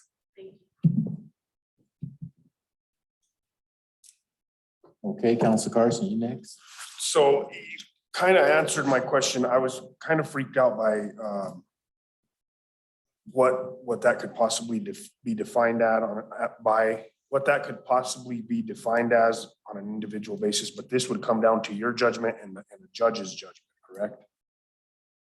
ultimately the judge could cease that house for 365 days, causing a loss of revenue for. Yes. So yes, the answer is yes. I mean, if we wanted to get into more detail on it. Well, and the chief of police might feel strongly about something, but he's gonna have to make his case with evidence. And Yeah, it's and not the like a judge neighbor is- complaining get about through the the city excessive attorney, Christmas too. lights 20 times and then you know what I mean? So this is a criminal judgment call that's based, we've already got a list of predetermined crimes. And so the list is what we really needed, I thought. And So- the judge may determine based on the number of times and the severity of the crime that it only warrants a 30-day closure. Or he could say, this is, it's been 20 times and it's a big deal, it's gonna be the full year. I mean, so it's similar to how he issues his discretion in other parts of municipal court. Thank you. Thank you, Councilor Carson. So I don't know which one of you two over here let your light up first, so I'll let you. I just had a quick question and then I wanted to take it to a motion. But within the language number 2, keeping of a body house, what does that mean? Well, I'm not really sure. No, it's a house of prostitution, but we have a specific ordinance that is called or prohibits the keeping of a body house that stems from 1962, and the language hasn't been changed, but it's a house of prostitution. Okay. And then I'm glad you kind of brought up, Ms. Daniel, the college students. I was a college student just 10 years ago, and we had a few ragers once in a while. And the cops were super cool. They were just, hey, and I hope we just don't go like homecoming week and when the college kids get after it, like, I don't want to, because they are a part of our community too. Sure. I mean, we work our discretion on these. We're fairly relaxed on it.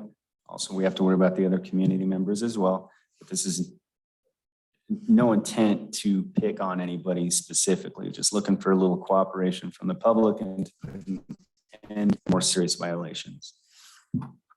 Okay, thank you, Councilor Veal. Councilor Hensley. I just have a quick question. So I think this is awesome. and I'm glad you put this work together to put this forward. My question is, we talk about renters. What if the person that you're continuing having the problem with is the owner? Does the same thing happen? Same thing. Okay, so then they would be shut down and they would have to, so it's They're not gonna just a get their rental. notices and Yeah, okay, so either way, perfect. they've got, what am I looking at? 10 days, correct? To show compliance on this and show that they're actually not complete or I think we changed it continuing. to 30 days. Yeah, it So the was 30 10. days. I think it got changed to You're 30. right.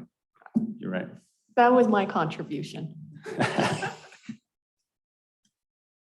Well, I'm just glad that this is a way to get after the drug houses. We had that one up close to where I live that got hit like 4 or 5 times. And so thank you for doing that, Chief. I move that we approve on first reading ordinance number 27-2021 and set it for a public hearing on December 15th at 7 PM or soon thereafter. I'll second. Okay, we got a motion and a second. Any further discussion? Okay. Council, start voting.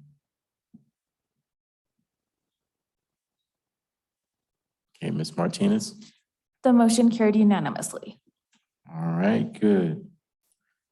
Okay, that brings us down to committee reports.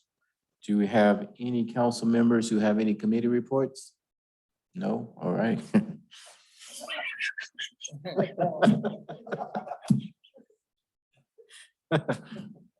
All right, so we put the pressure on the staff announcements now. So there really is no committee? Okay, well, we do have some staff announcements. I just want to remind everyone, we do have the celebration of lights this Friday. The music and celebration starts at 6 with the actual turning on of the lights at 6:30. And then walking downtown to see more lights with Santa. So that is this Friday. And then Andy, I think if you wanted to mention the trail public outreach. Hit the right one there. Hi, everybody. Good evening, Mayor, Hey. Council. As you know, we contracted with a Denver planning firm for the Riparian Park to Refuge Trail. That's excitingly getting underway. It's kind of starting with them doing a site visit next week. And as part of that, there's going to be significant public outreach, both virtually and, one-on-one meetings or neighborhood meetings or what. But what's starting is one of the guys is going to be walking around the northern part of the trail, because part of this project is looking at bridges. And we've identified some areas like ASU and maybe the Riparian Park to the Oxbow Trails or the North River Boat Ramp as potential areas. So some outreach is going to happen next week. Notices at the trailhead, maybe a PSA on specifically for that River Trace neighborhood. He, will post at the trailhead at the Riparian Park. Hey, what do you think of a bridge? Where would you like it? Are you against it? This or that. So if you guys get comments or calls like, well, why are they only asking this neighborhood? It's just kind of the start of a process. And so we just wanted to give you a heads up on that public input that's going to start happening. That's it. Okay, thank you. We also have an update from Rachel, and then I know Holly had a question for you.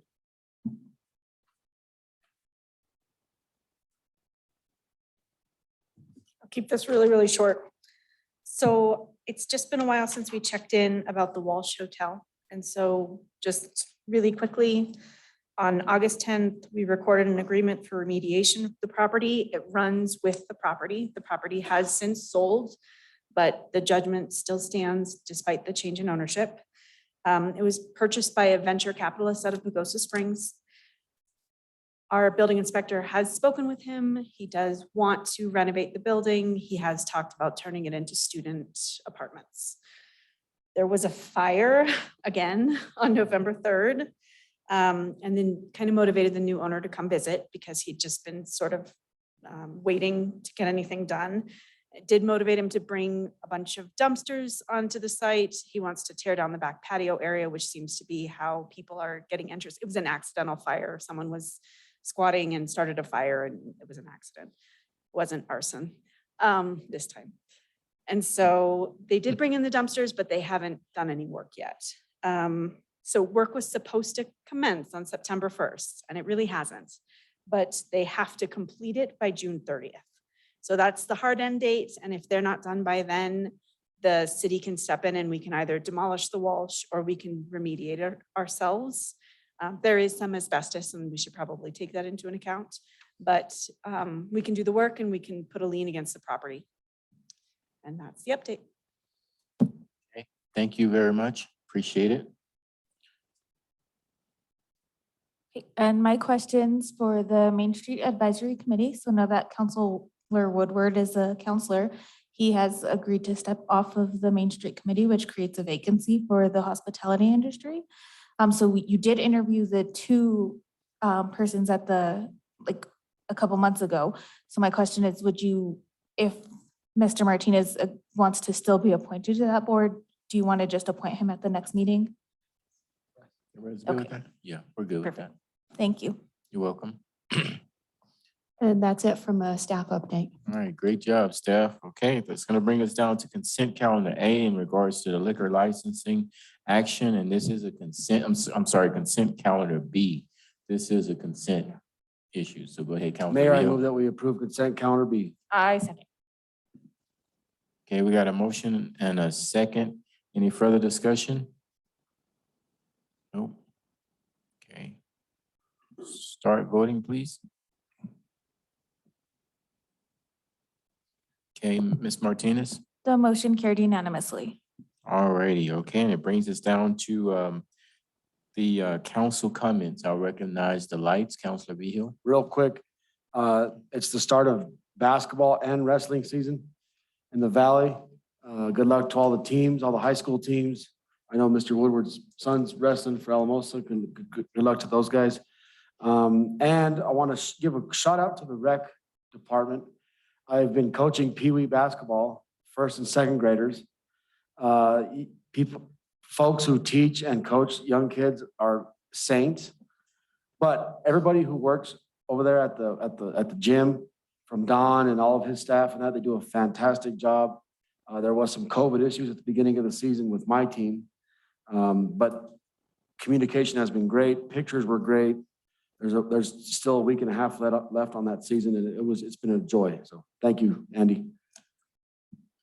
Thank you, Councilor Vigil. Councilor Carson?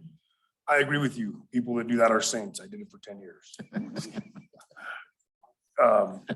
Councilor Woodward, welcome to the party. Just wanted to tell you, this is not uncommon, but this is how we get it done. So welcome. Look forward to working with you. Thank you for that, Councilor Carson. Okay, if there are no other ones. I'll just wrap things up. Councilor Woodward, congratulations on your first meeting. Glad you were able to hang in here with us. And thank you for your input. Council members and staff, on a serious note, you know, with the Christmas lighting event coming up this Friday, I would really encourage you all to show up if you could, to show a sign of support, not only for the staff that do all of the hard work and making sure that we have all the lighting, but for the residents of our community. So if you all can show up, that would be greatly appreciated, okay? And that's all I have for tonight. This meeting is officially adjourned. Thank you, everybody.